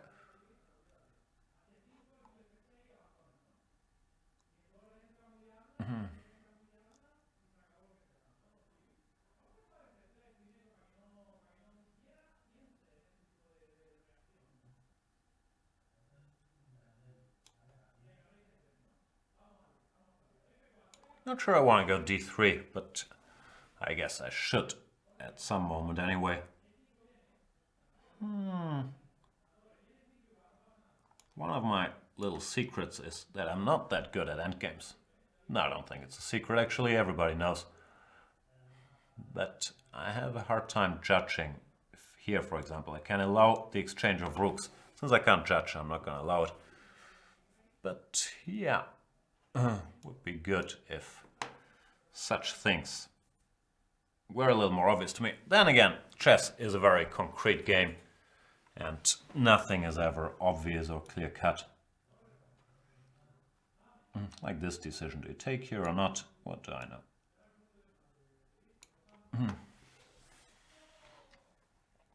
I think I want to take on b4 if I'm given the chance.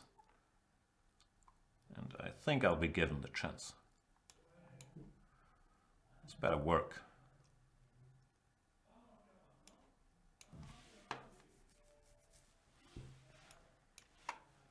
I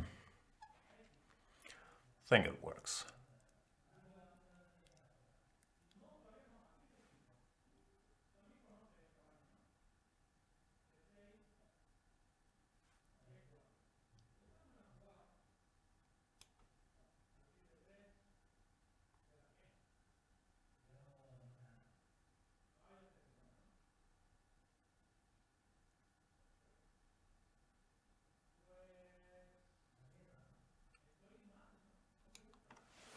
Easy Rider is letting his time run out here, but yeah, the pawn is sort of unstoppable now.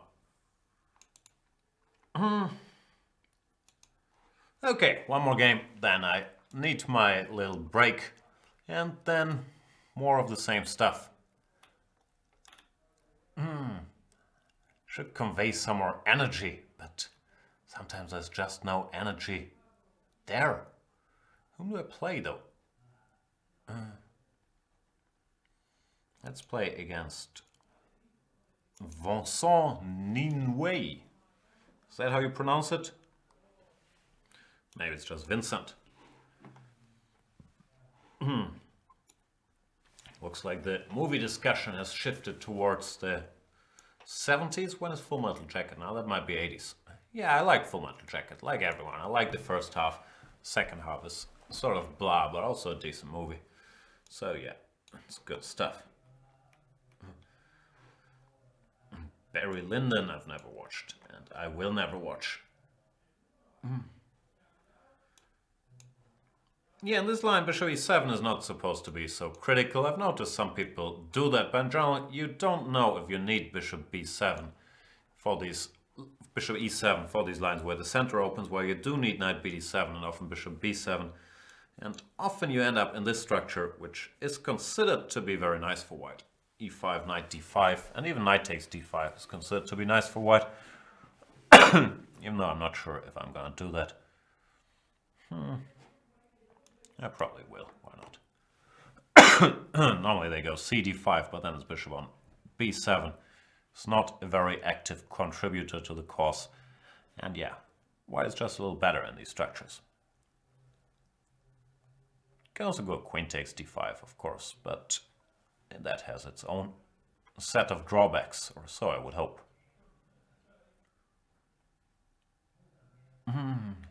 Vincent. Taking his time here, it goes ed5. That's the option I least expected. And it sends me into immediate bloodthirst. I want to go queen d3, queen takes h7, checkmate. I'll announce it right here, right now. Feeling he might stop me from doing that. Bishop c8, alright. This is always sort of a cute move. I'm not sure if it's any good. But it's cute. A bit tempted to do it. Let's see.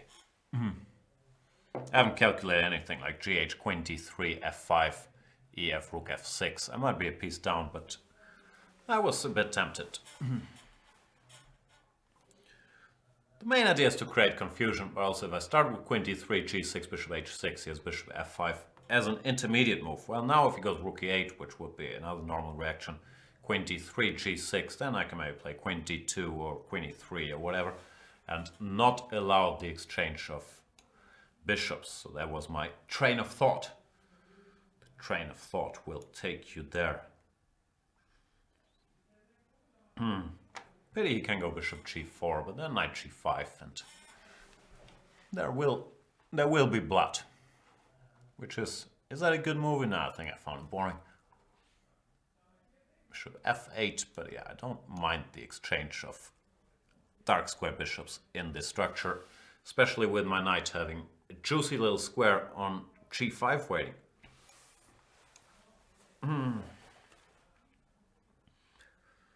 Vincent is already fighting for survival. I don't think there's any immediate mate here if he goes f5, but his position certainly is not very pleasant.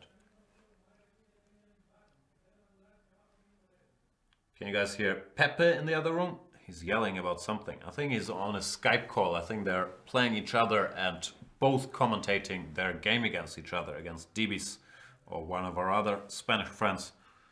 f6 is sort of asking me to take on g6. Do I want to do that? Not sure I do. Nah, I think I don't. Let's get some pieces out before the finale grande. Rook a1 is important, so the other rook can defend the f2 pawn. If rook fe1, bishop g4. I don't know. There might be troubles here. Yeah, there will be blood. I don't know. I think some purists liked it. Did it even win an Oscar? I just thought it was sort of long and boringish. Was the same year where the No Country for Old Men was running, and I thought that was a much better movie, but I can't remember. Very possible that there will be blood won. Speaking of one, knight g5 should win. Big reason why I went rook a1, not rook fe1. If queen g7, as usual, I can finish one of my ferocious attacks by grabbing material. Takes knight e6 check, which should suffice. Else it's sort of hard to cover this. Rook f7 also should not help his cause greatly. First of all, I can take it. Second of all, I'll give a check first. Sort of is an awkward choice. This might be mate. Therefore, Vincent resigns. Good game. Alright guys, I'll be back in a couple minutes, and yeah, I do smoke, not very proud of it. Don't do it, kids, it's a horrible habit, and yeah, please inform me in the break if it's healthy or not, because no one's ever told me. No, I'm kidding, but I will be back in a moment. Thanks for watching, stay tuned.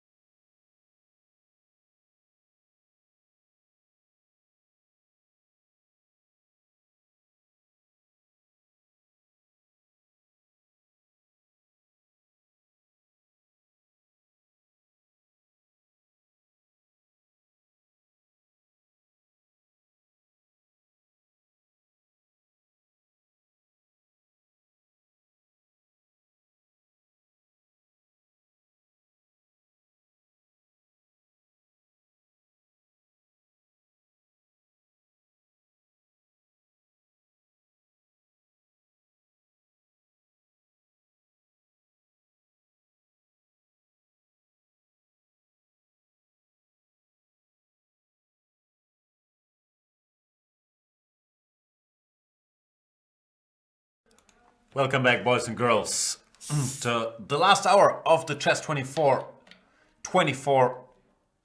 birthday. Hang on, I forgot some word. Chess 24-hour birthday Banterton. Can we call it that?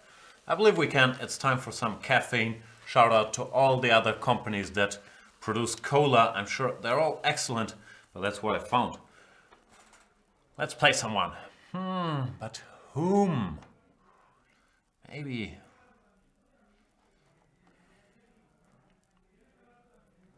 Let's play against Conte Yellow, if I can trust my eyes. It says he has a 1-0 score against me. Maybe he crushed me last time. I can't remember, but I have horrible memory.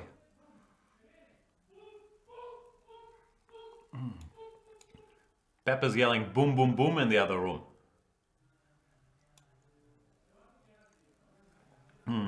Is that a Venga Boys song? Probably is. Conte Yellow taking a lot of time here on move number 2. What is he thinking about?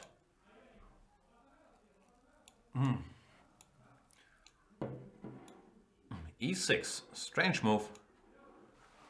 Because it weakens some dark squares in the black camp, which normally you don't want to do at such an early stage of the game. A6 stopping knight db5 is sensible, but still slightly suspect setup from Conte.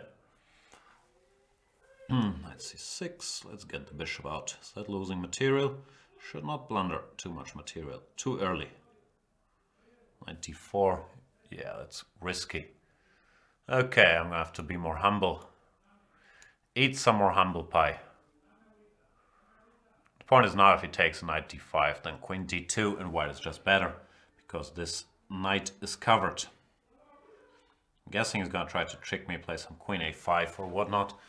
But in general, white is better here, because I have this powerful bishop on the diagonal. I don't know what the Spanish guys are doing. Like,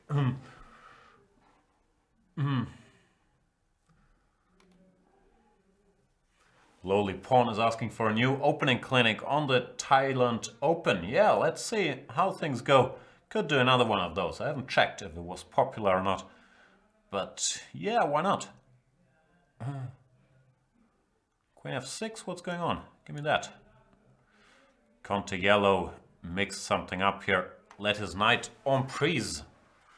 He's trying to overload me on this diagonal, but that didn't work out so well.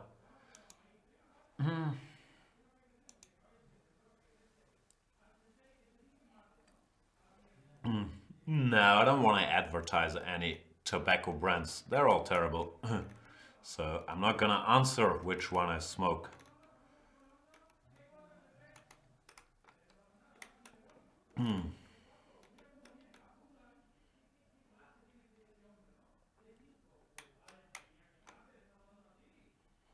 Let's play against Neukölln. Time for girl d4. And no, I'm no longer living with Peter. He left my couch and is back to... I think, yeah, he was home. You've seen him earlier. dc5 is not the principled move. Principled move is d5 after c5. But this is a handy sideline if you don't feel like going for the d5 structure. After bishop c5, knight e4, white is supposed to be a little better. Once again, this knight will get into d6, or if he goes d5 now, just cb4 with an edge. So yeah, it's a playable sideline, I believe. After knight c3, knight f6 is more critical than e4 or whatnot, with complications. But yeah, here white has the 2 bishops, and black doesn't have all that much to show for it. So it's a decent position. f6, yeah, that's a playable move. Not sure how to react. Maybe I'll castle. He's gonna go e5, and I'm gonna go somewhere. Probably e3, even though it feels a little clumsy to go to e3. Not sure. Point is after bishop e3, which I was intending to play. Black takes on d6, rook takes, knight g7, and he's threatening knight f5, which I can parry with g4. Knight h6, on the other hand, shouldn't make me worry that much. I'll go e4.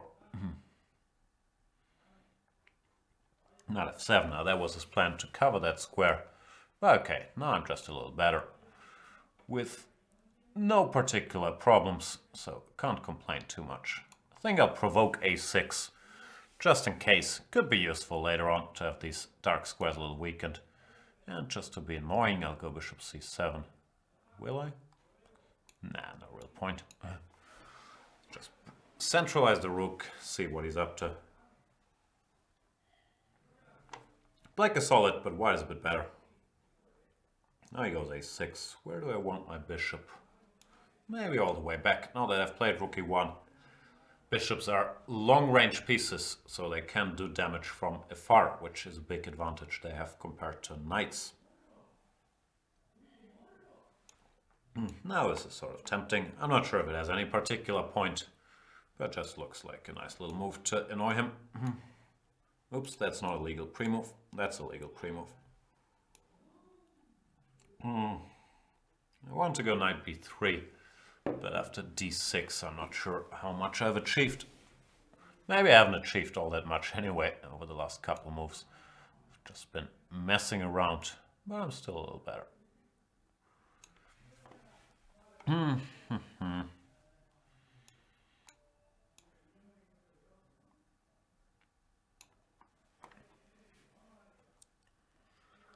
Time to think of a plan. d5 spares me the need to think of a plan. d6 is what he had to do, because I believe he missed this, and the pin makes this a win.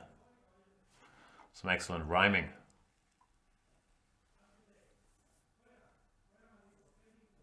I'm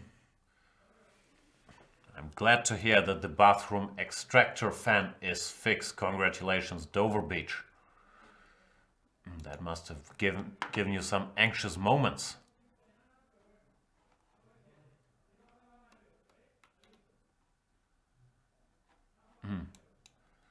Well, I play against Under Promotion, misspelled, but I guess this is on purpose. Maybe his first name is Under or Anders or whatever. Let's see. And I'm getting bored of all these knight f3s. Oh no, I played d4 last game. Next game I'll play e4. Or, I don't know. TMI? What's TMI? The Murder Inc.? I don't know. TMI. The most improved.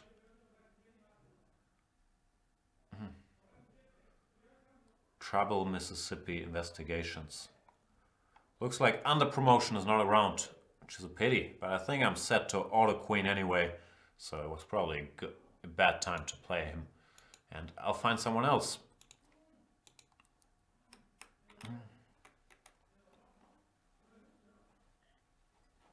What about Ryland Lafferty?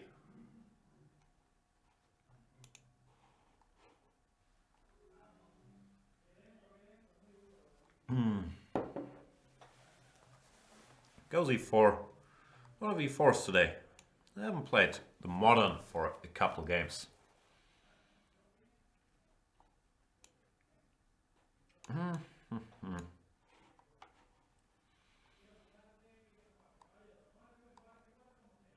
c4, this is another line of my youth. It's not very good. One should go d6 here.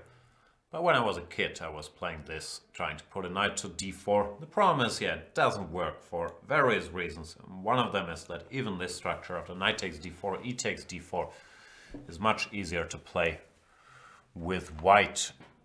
Now it's a slightly different story. Now that I got this in, I'm sort of happy. The pawn is dc6, that's dc6. And after knight d4, I can go cd4. And this is probably okay now for black. But it's another one. Don't try this at home lines. Not sure about knight e7. I want to go for a quick f5, but you could also very much make a case for knight f6, or even for knight takes e2, which might look crazy. But a bishop is a bishop. Still, it's easier to play behind this knight's back. Ah, too much information. I thought it was a TV show. This is a case on TMI. That's what confused me. Off TMI. Now I got it. GF5, as I say, every Russian schoolboy knows you have to recapture with a pawn in this structure. Not sure if that's true. First of all, I don't think every Russian schoolboy knows that. Secondly, I'm not sure if it's the best move. Bishop takes f5 or knight f5. Also look perfectly playable, but you do want to keep an eye on e4, which is the thinking behind gf5. Yeah, this position is already very pleasant strategically with the half-open g-file where I can put a rook. Now he takes because his knight was getting a little hard to handle on d4. But now if I was greedy, which I am, I could win a piece with d3. I believe an aggressive player would not do this and would instead play for an attack with any move, knight g6, which is tremendous for black as well. But I'm just too greedy.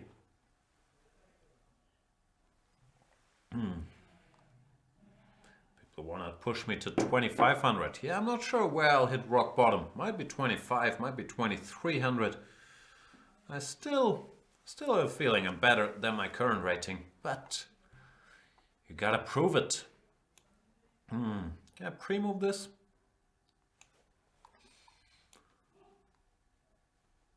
Not sure. Probably can. There was a plan. Now I'm winning a piece for 2 pawns. But yeah, as mentioned, I'm not 100% sure if that was the right decision. And in spite of my love for bishops, I feel this is a good moment to take the knight, because this bishop on d3 won't be able to do much against the knight showing up on e5. And therefore, this felt like a wise choice.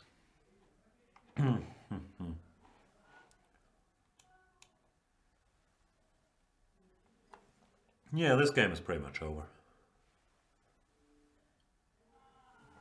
Piece up and an attack, that's too much to handle.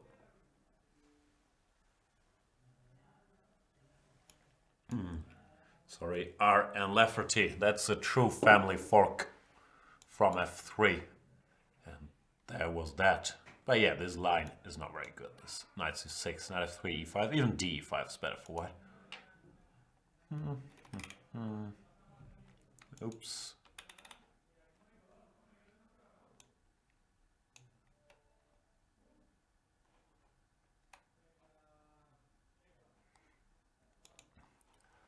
Let's play against Red Tap.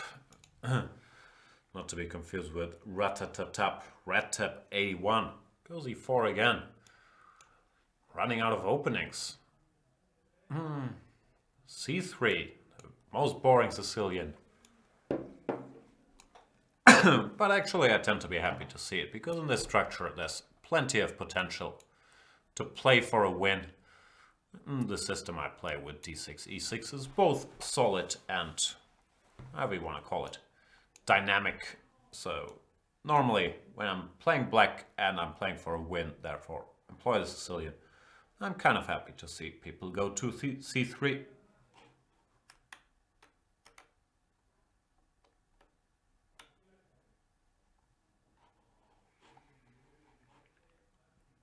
Some questions about the candidates. How do they prepare? I don't know. It's very individual, but of course there is a lot of preparation for particular opponents going on, as well as preparation of certain opening sets. Should we two? Can I take? I want to take. Did I ever play French-Canadian GM Alexandre Lesiège? I don't think I did.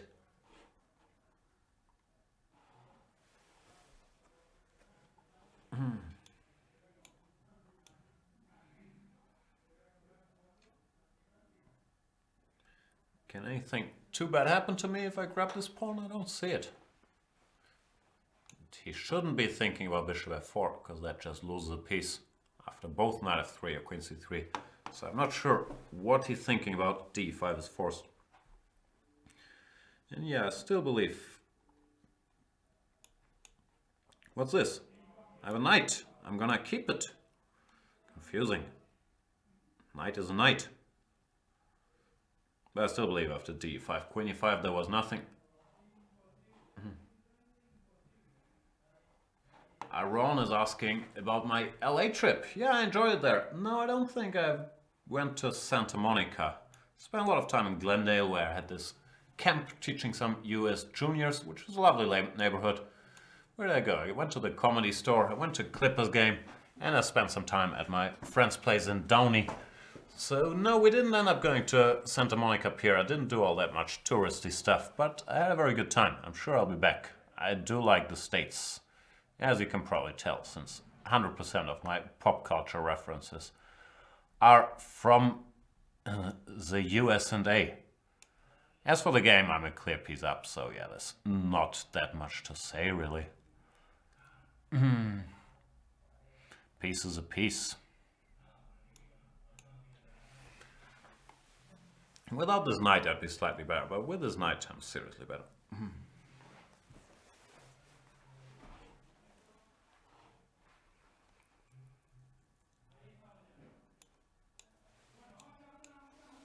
I could wax lyrical about the, whatever it's called, the hanging pawns, but the main factor in the position is my extra knight, or extra rook. He's going to try bishop h6, but f5 will be a bit of a rude awakening, covering g7 from the side. So yeah, that didn't go well for red tap, but you can't give me a piece, even in my vulnerable state.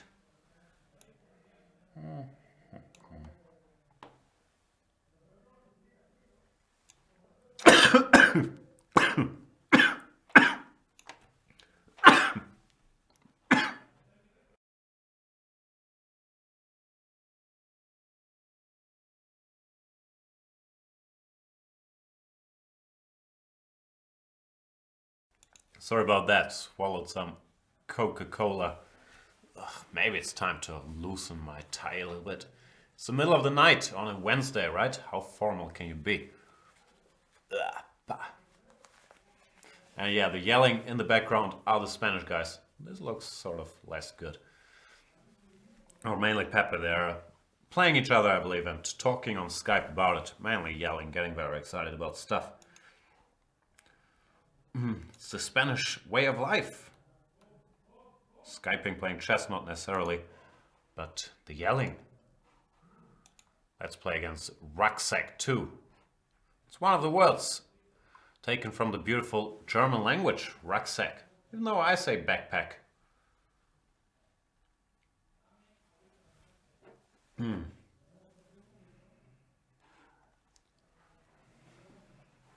What else is going on? Top 3 best stuff rarely watched on Netflix. The Assets World Without End and Arn something. Now it's gone off my screen. I don't know. I have German Netflix, so it doesn't have all the same stuff as American Netflix. But it does have lots of stuff. I'm gonna abort this game against... Oh, I was about to abort, but then he made a move. So I shall not abort. What openings haven't I played? Running out of openings. I was gonna play the King's Indian. But bishop f4. It's tempting to play c5. Let's see what he has up his sleeve here. The problem is after knight c3, which is the best move. There's some sort of drawn lines after queen takes b2, knight b5. So I would have had to do something else. And b3 normally just doesn't fit in very well with having the bishop on f4. It's just some long-term weaknesses of the white queen side, so this is quite pleasant for black already.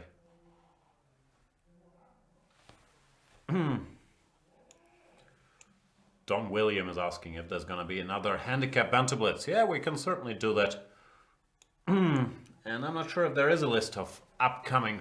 No, there should be always a list. Click on shows of upcoming events, but I'm not sure if there's any Banter Blitz events announced. We've only planned till today, because today were all the big shows. All the usual things, but we tried to get everybody to show up for the second birthday celebration. But don't you worry, there's gonna be many more Banter Blitz events in the future. And I took this pawn. Exciting. This is going to last till midnight.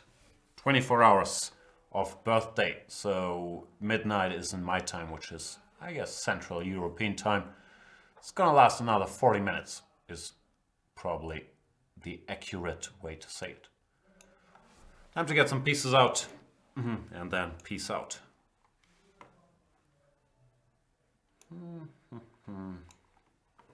Pin. Gotta be a little careful. Not too careful about something like castles. I thought bishop takes d2, queen c8, but I always have queen d8. Well, now, yeah, just take my stuff.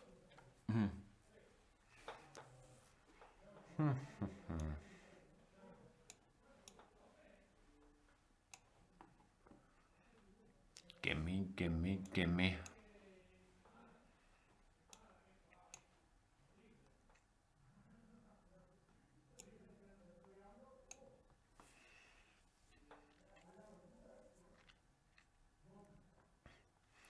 Not much to say. Once again, I got my greedy hands on an extra piece, which tends to make me a much stronger player.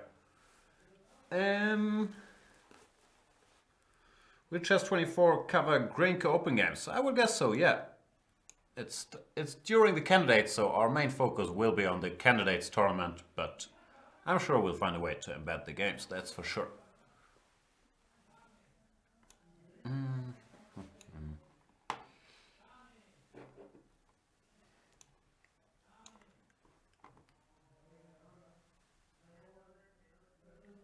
Yeah, the thrill is kind of gone in this game.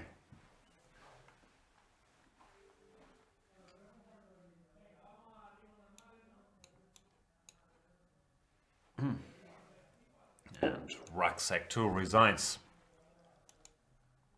Whom else do we have? Still a long list of challengers. Appreciate it, guys. Let's play against Rest in Pieces. Let's see what he's got up his sleeve. I think he's been doing some trash talking in the chat.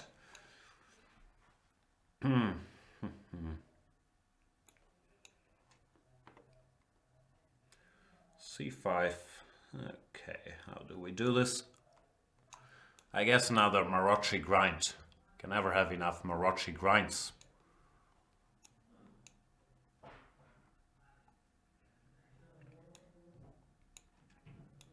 And yeah, I've been playing this plenty and talking about it plenty. I do believe that with 4 minor pieces on the board, these positions are quite pleasant for white.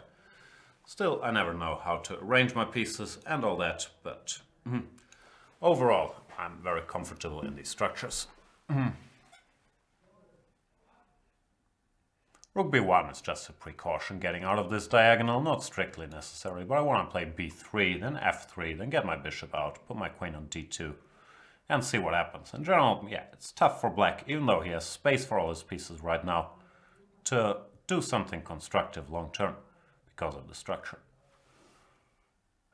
Do I go knight d5 immediately? Why not? Let's see if he wants to go e6. Rook e8. I'll try to make it a little harder to get an e6 by going bishop g5. Ambitious positional plan would be to go h6 g5 and try to claim this e5 square. But of course it has the drawback that it weakens the black king. Now e6, I think I should go here, not to allow any piece exchanges with knight d4. And yeah, here we see this typical construction for this line. Nothing too bad is happening to black, but it's not so easy to free himself, and white's play is sort of nice and easy. Just put the pieces towards the center, and then look for a spot to generate an initiative, either on the king side or on the queen side. Just to be annoying, I'll keep this knight on the board for now. I'm not sure that's the best move, like any rook e1, rook d1 also look perfectly sensible, but to make it a little harder for Rest in Pieces to find places for his pieces. Rook a8, see, he's struggling a bit with doing anything sensible. Queen b8, okay. No clue what this is about. Time to go back to g5, target e7.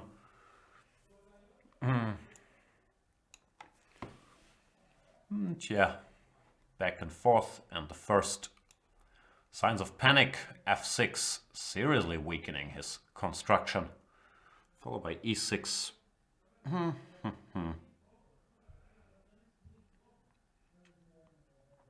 How do we punish this? For now, that was a bad move actually, I'm allowing f5, which I shouldn't have. Well, after knight e7, we have a new target.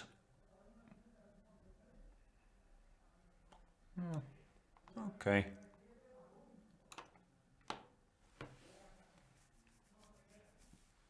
Do I want to take this guy or not? Don't really have to. For now. No, I'll try to open the position, go b4 and c5. I feel he's done enough to warrant such aggression.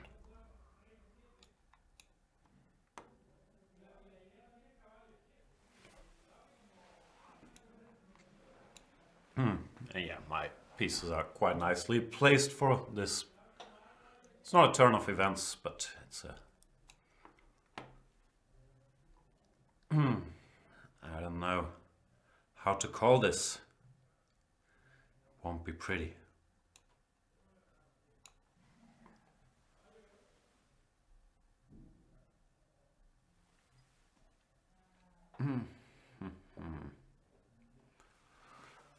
Now, how do we get the job done? c6 or b6, both look reasonable. Probably here.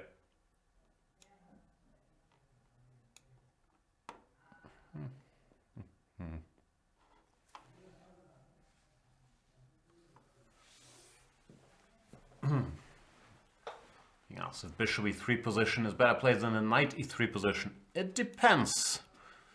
For the knight e3 is a useful square to get into d5, but yeah, normally you want to cover the d4 square, so you don't allow a black piece showing up on d4 in the structure. We had a couple moves earlier. Yeah, now I'm sort of material up with a winning position, which is one of the situations where I tend to be quite comfortable.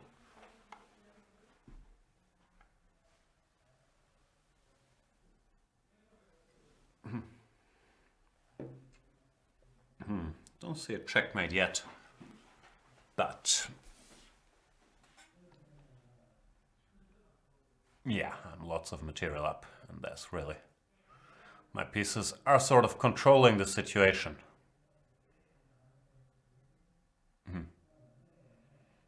Rest in Pieces says he got tricked into a Maroczy. You choose the opening.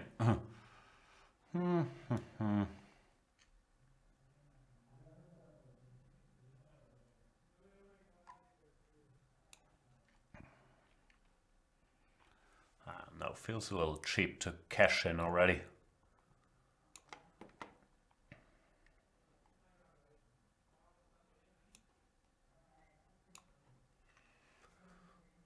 But at some point I'm gonna have to.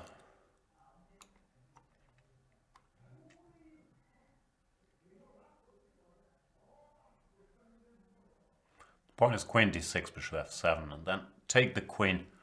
Well, rook f8 you can play, or you can resign as Rest in Pieces does. Good game, Rest in Pieces. Who else do we play?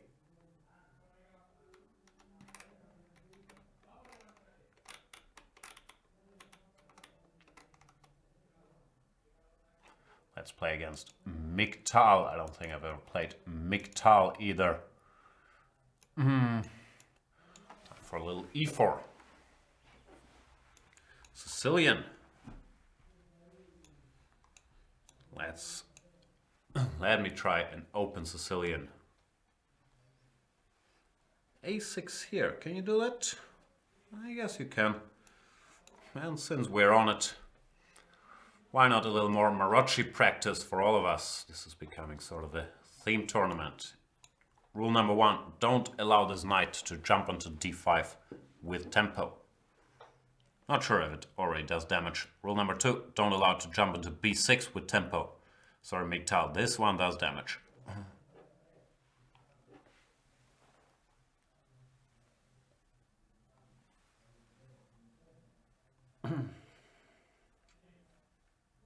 Yeah.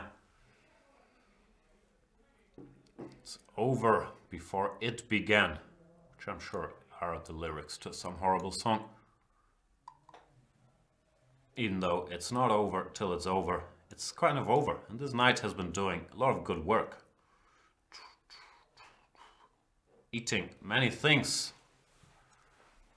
Yeah, MGTOW is not happy. Sorry, Mr. Tao.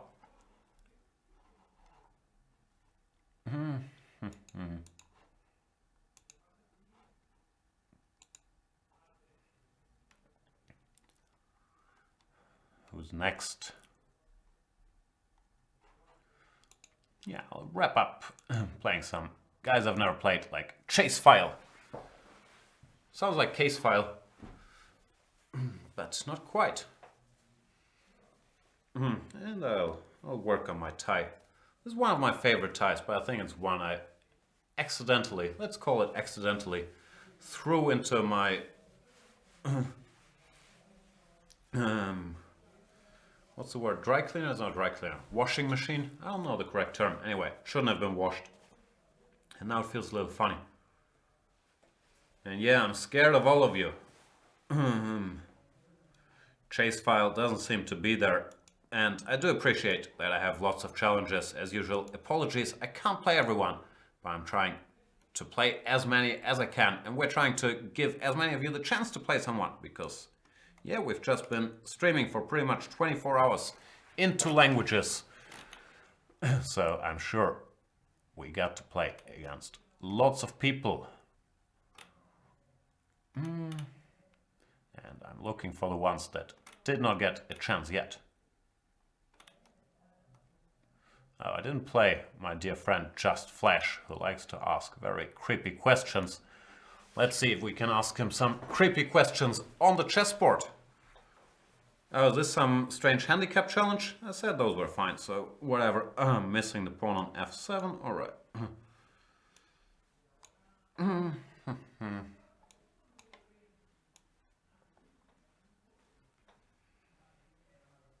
That's sort of an important pawn.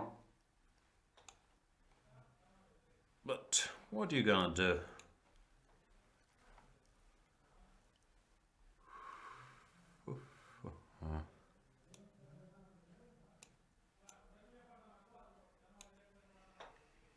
I'll stay flexible for now. I could commit to something like d5, but I don't think I want to. Maybe I'll commit to this.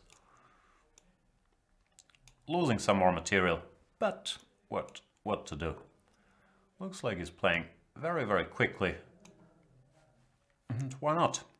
We'll give him another pawn. Oh, long castles. So what's the situation? It's time odds, and you decided to throw in the f7 pawn for good measure. All right.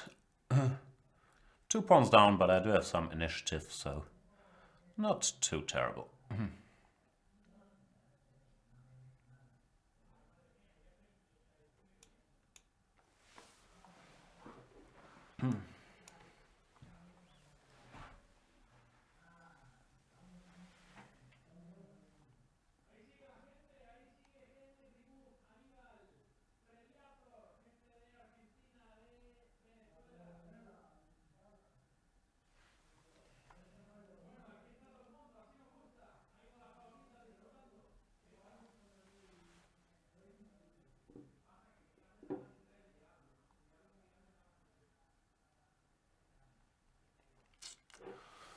Some problems for our flashy friend.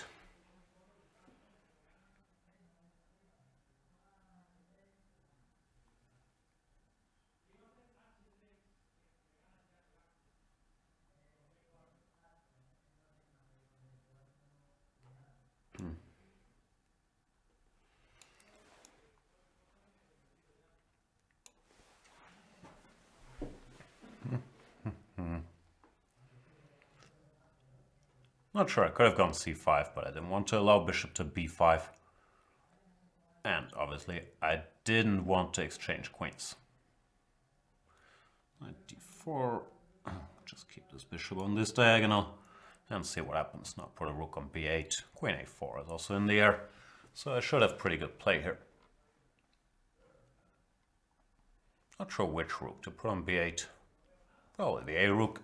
Not sure if there's anything to be gained along the a file. Then again, some lines could be handy to have it on a8.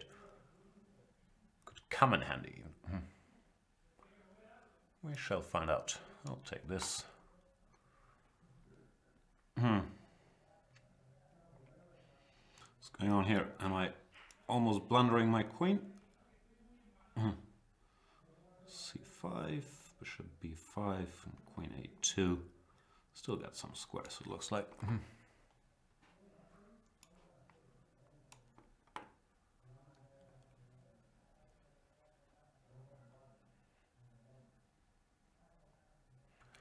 Now his knights look a little overloaded.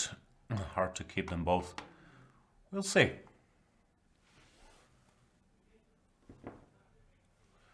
Rest in pieces. Even that game didn't shut you up. That's, yeah, gotta appreciate the spirit.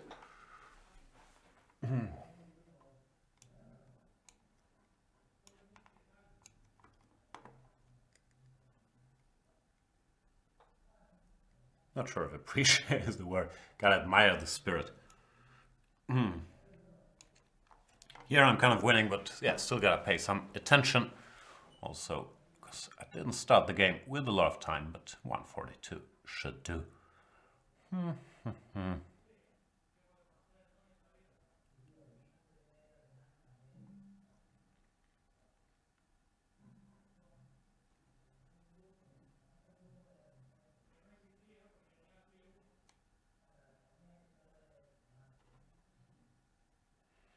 Spanish guys in the meantime still happily Skyping away, playing each other. I can hear our friend David Anton. Congratulations to Mr. Anton for his result in the Gibraltar tournament, amongst other things. He's becoming a monster, Nino Anton. Rook f8 is a bit of a weird move, but why not?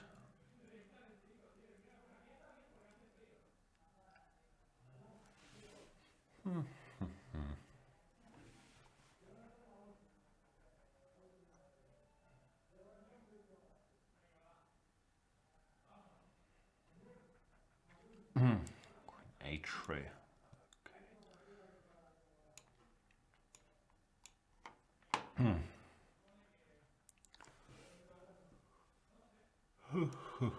Give me that. Sorry, I'm not yawning because the game is so boring. I'm just getting a little sleepy. But we're almost done. It's almost midnight. It's close to midnight. Good game, just flash. Let's play someone else.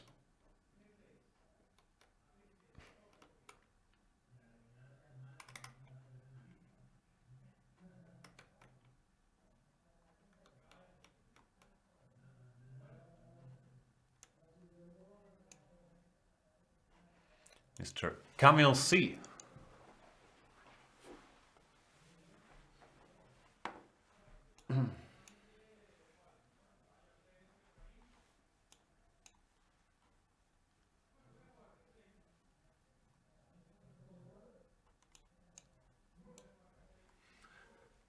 Oh, we get a change from the usual random King's Indians, and he does go for Grunfeld line. Bishop g7 and knight f3 is the main line, but I kind of like the sideline. We're playing e4, 92. Both playable.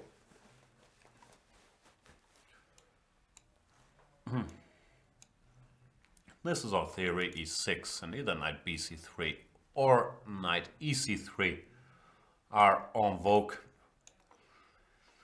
I can't remember how this line continues. Bishop g4, do I go h3? Looks natural. Actually, I shouldn't pre-move. Queen takes. Ah, he doesn't take. He goes bishop d7. Alright. Guess I should get some pieces out as well. Okay. I'd like to keep that one. Rook d8. Oops. Yeah, in general, this pawn sort of restricts black's pieces, and I think it might already be time to push it up the board. Cutting the board in two, as they say. Even though I'm not sure if my timing was spot on here, bishop c6 is a good move.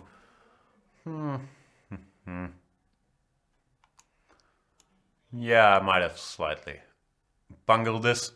Like, losing the pawn on b2 is not the end of the world, but it also wasn't really necessary.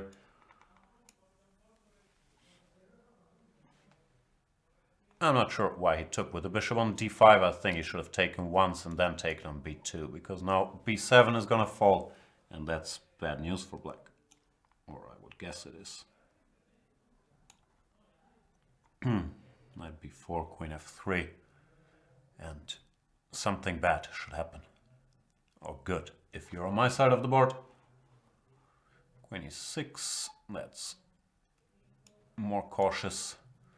Let's take... I was gonna take a timeout and go a3 just to stop knight b4, but then he has e5 and I don't want to give him the d pawn, so I'll put it here.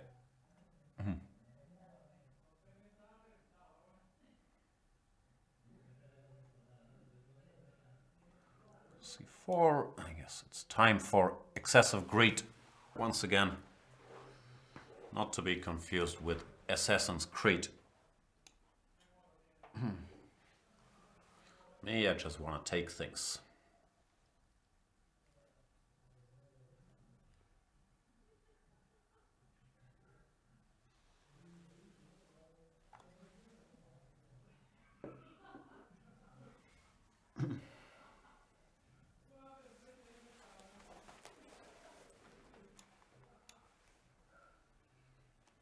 Camille's in trouble.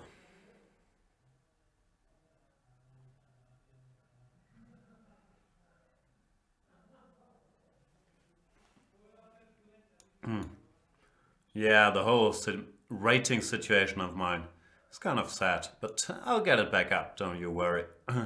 It is a little low. Just gotta focus.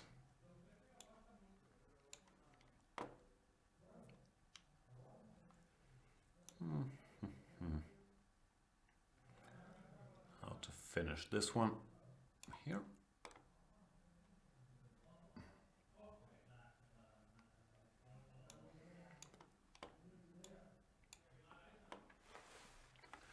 Two pieces are two pieces, and therefore Camille resigns. Good game, Camille. Arjun Patel read the book Art of Attack, recommends it. I can't judge, I have not read it. And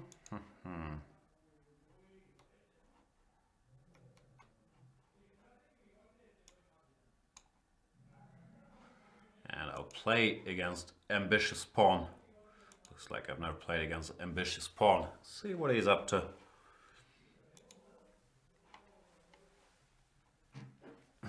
Maybe nothing.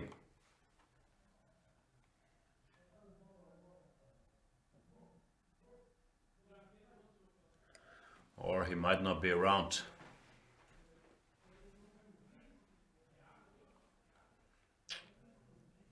Start the countdown. 5, 4, 3, 2, 1. Abort. Sorry, Ambitious Pawn.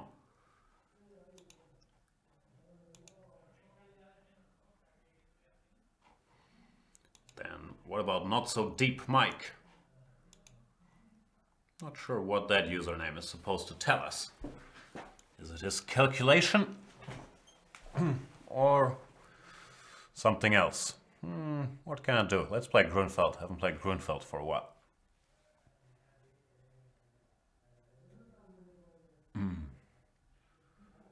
Not So Deep Mike goes into deep thought.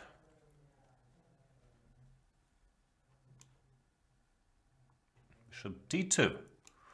That's a playable line. There's many playable lines for black here. Bishop g7, e4, knight takes c3 as fine as I know. And this knight b6 followed by bishop g7 is also supposed to be okay.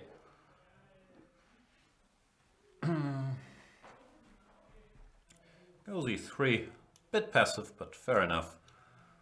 I'll castle, see what he wants to do. A typical technique would be to go c5, d takes c, knight 6, d7 back.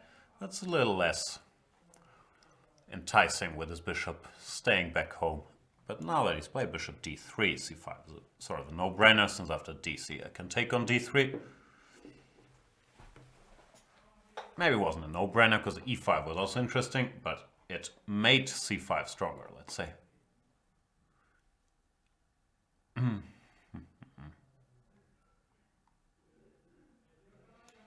Takes, okay. Gotta take this guy.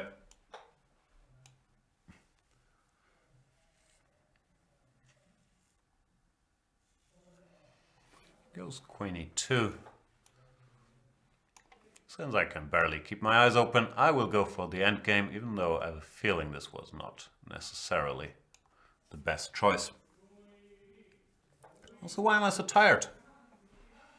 Didn't bring a lot of enough caffeinated drinks with me. a3, weaknesses. Let's immediately approach these weaknesses on the light squares. I'll put my bishop here, maybe my knight to b3 later, and hope it yields favorable results. Say I must rest my head on this water bottle. I'm sure that's great TV. Yeah, so this was TV. Don't worry, I'm not that full of myself yet.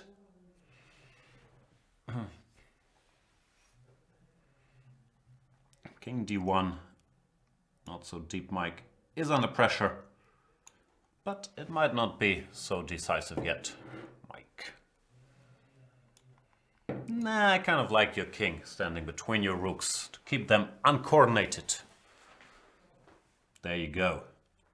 I could take on c3 and on e4, but I have a feeling that would not do justice to my initiative.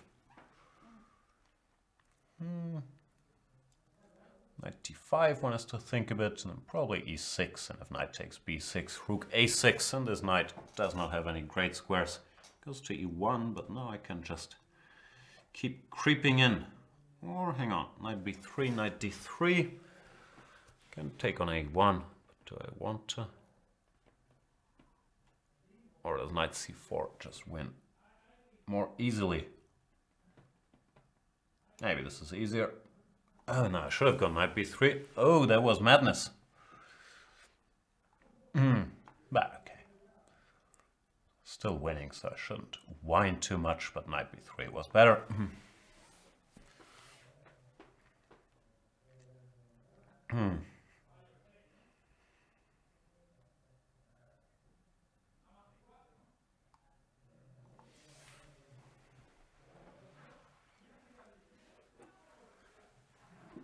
Not so deep, Mike. Trying to hang in there. Oh yeah, it's a tough position to play. Very, very tough. Even though, yeah, that was another very superficial move. He resigns, but knight takes d2 first would have been more accurate. Knight takes d2 and then rook d8. Here, he could have played king c2, knight d2, rook d1. When, well, I'm still winning with knight b3, but not sure if I should have allowed that. But okay. Not too much harm done. All right, looks like we're approaching last game or last two games territory. Now, two more I should be able to get in. Following my policy of wrapping up against guys I haven't played yet. Like root beer. Is that German for root beer? So aggressive. Gives me a pawn. Screaming, I'm gonna checkmate you mercilessly. Blitzing out moves. Mr. Root Beer. Little rude to just try to checkmate me like that. I don't know this stuff. Can't know everything.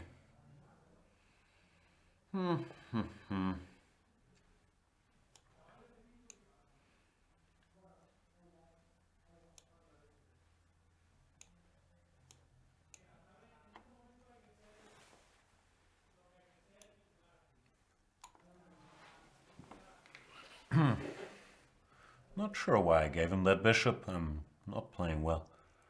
Um,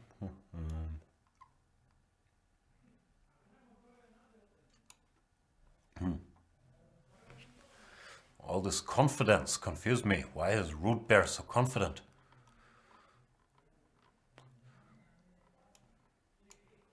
All right.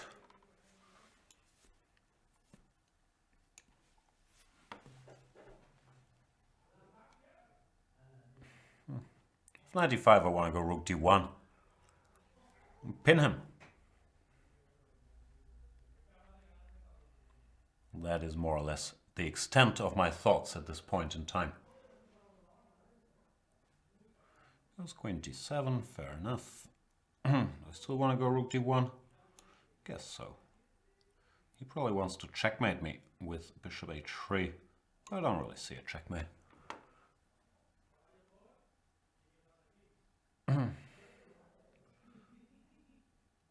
Might be wise to go Knight B6 just to exchange off this quite strong bishop on C5 at some point.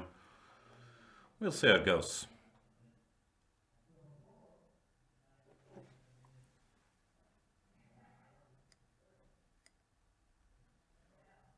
Probably E3 is the best try now. Now, after I thought about it for a little, Knight E3, Bishop E3, Fe, Knight G4. Yeah, Bishop H3 I was also considering, but here I wasn't too worried about getting mated. And I still do have an extra pawn.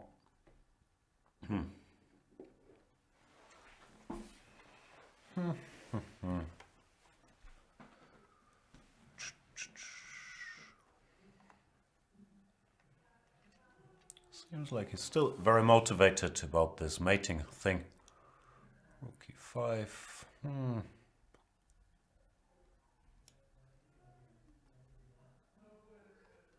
Ugh, I'm playing shockingly slow as well.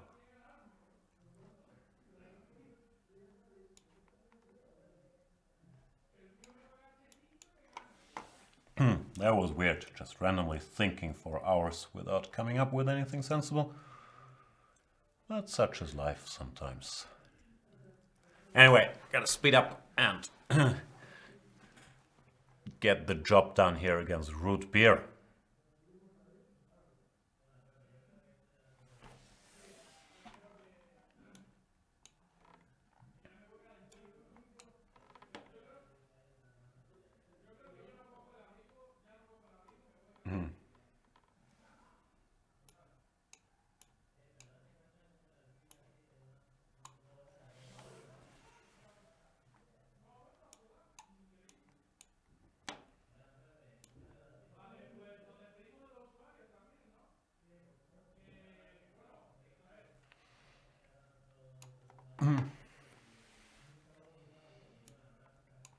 Yeah, still not clear. Root Beer is fighting back very well. I still do have my pawn at the very least.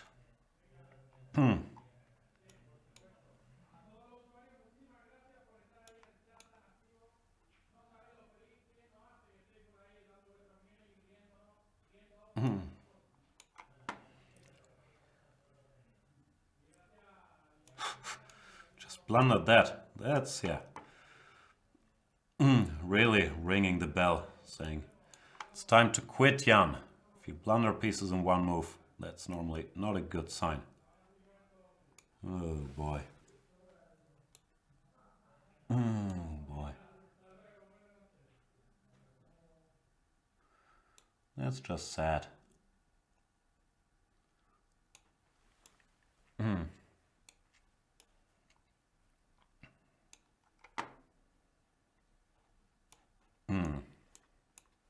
Good game by Root Bear, but yeah.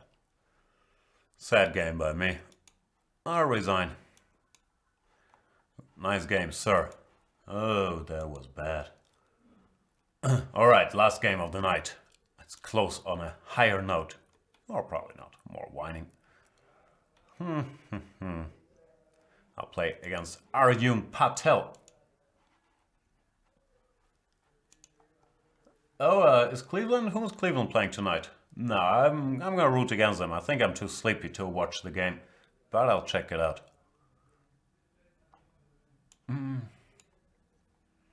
This line, yeah, normally I would play e5 in this position, but I guess d5 is a decent move as well. Can't say I know any theory here, but not sure you have to. c6 looks logical, so this knight does not get eaten. Queen f3, oh, he's trying to checkmate me. Can I go here? I have no idea about this.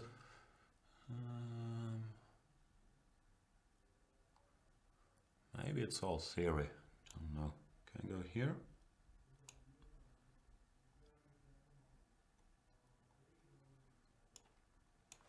Don't know, but it doesn't look like I'm lost instantly, which I'm okay with.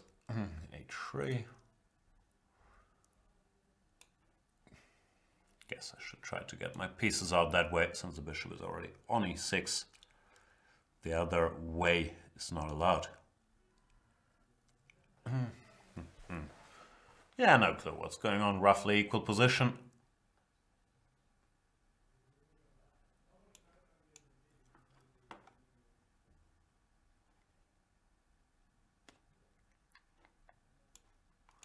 Okay, time to simplify.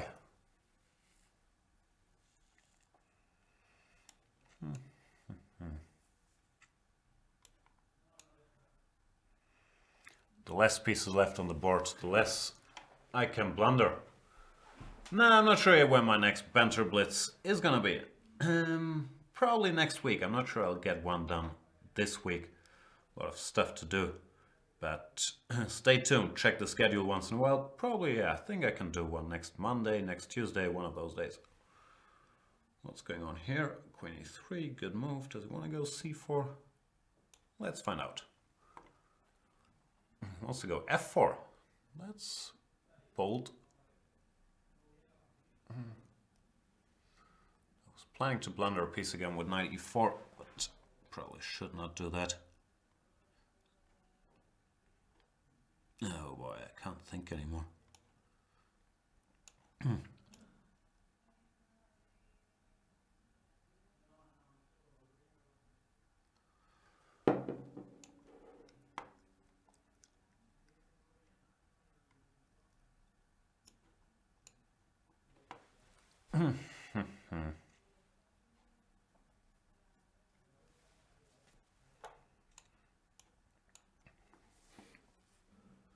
Ugh, that was bad again. Opening the F file for him? Nah, really. Time to go home. Anyway, now I'll give my little thank you speech in a minute. We do appreciate that after 2 years of Chess24, we do have quite a few premium members, and a lot of you guys showed up to celebrate the birthday with us by crushing me in Blitz, which I don't appreciate, but I am gonna live with. And yeah, let's hope we have many more anniversaries to celebrate. Blah, blah, blah, blah, blah. But no, I do want to thank you for showing up. Apologies for the usual small technical difficulties, but in general, I think we're getting the hang of it, at least with these live shows. And may there be many more to come. Also, in case you aren't a premium member yet, become one. There is literally thousands of educational videos, I believe. Some of them are very good. I don't like to plug my own stuff, but yeah, there is stuff by Peter Svidler, Robin van Kampen's great opening series.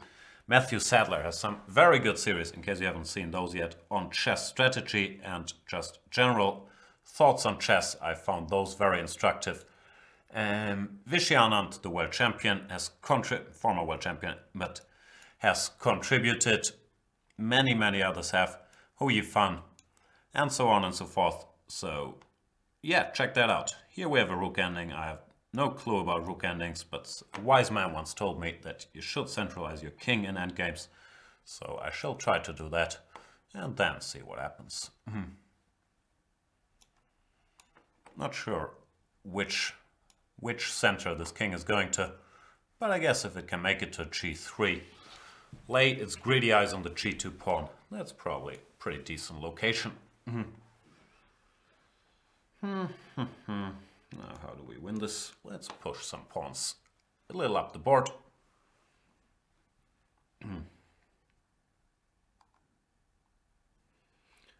And at some point I'm gonna go after the g2 pawn with rook b1, rook g1, rook g2. And therefore Arjun Patel resigns. Good game, Arjun, from Canada. People all over the world. So yeah, where was I? Thanks for joining the show. Go premium if you haven't already, and to many more years of Chess24, so I can keep hanging out in the studio and talking nonsense while sleep deprived, which we all want to see. Of course, thanks to Peter Svidler, thanks, I'm losing my TH touch. Thanks to Anna Rulov and Sopiko Gurumishvili, Miss Tactics and Miss Strategy. Thanks to all the Spanish guys, my friend Mr. Cuenca, above all, who's been putting in more hours than me. He's tougher than me, and he's still yelling out there, having fun. That's it for the second anniversary party of Chess24. I'll see you guys around. Have a good night or a good day if you're in one of these faraway places like the US or Canada, like Arjun. See you next time. Bye bye.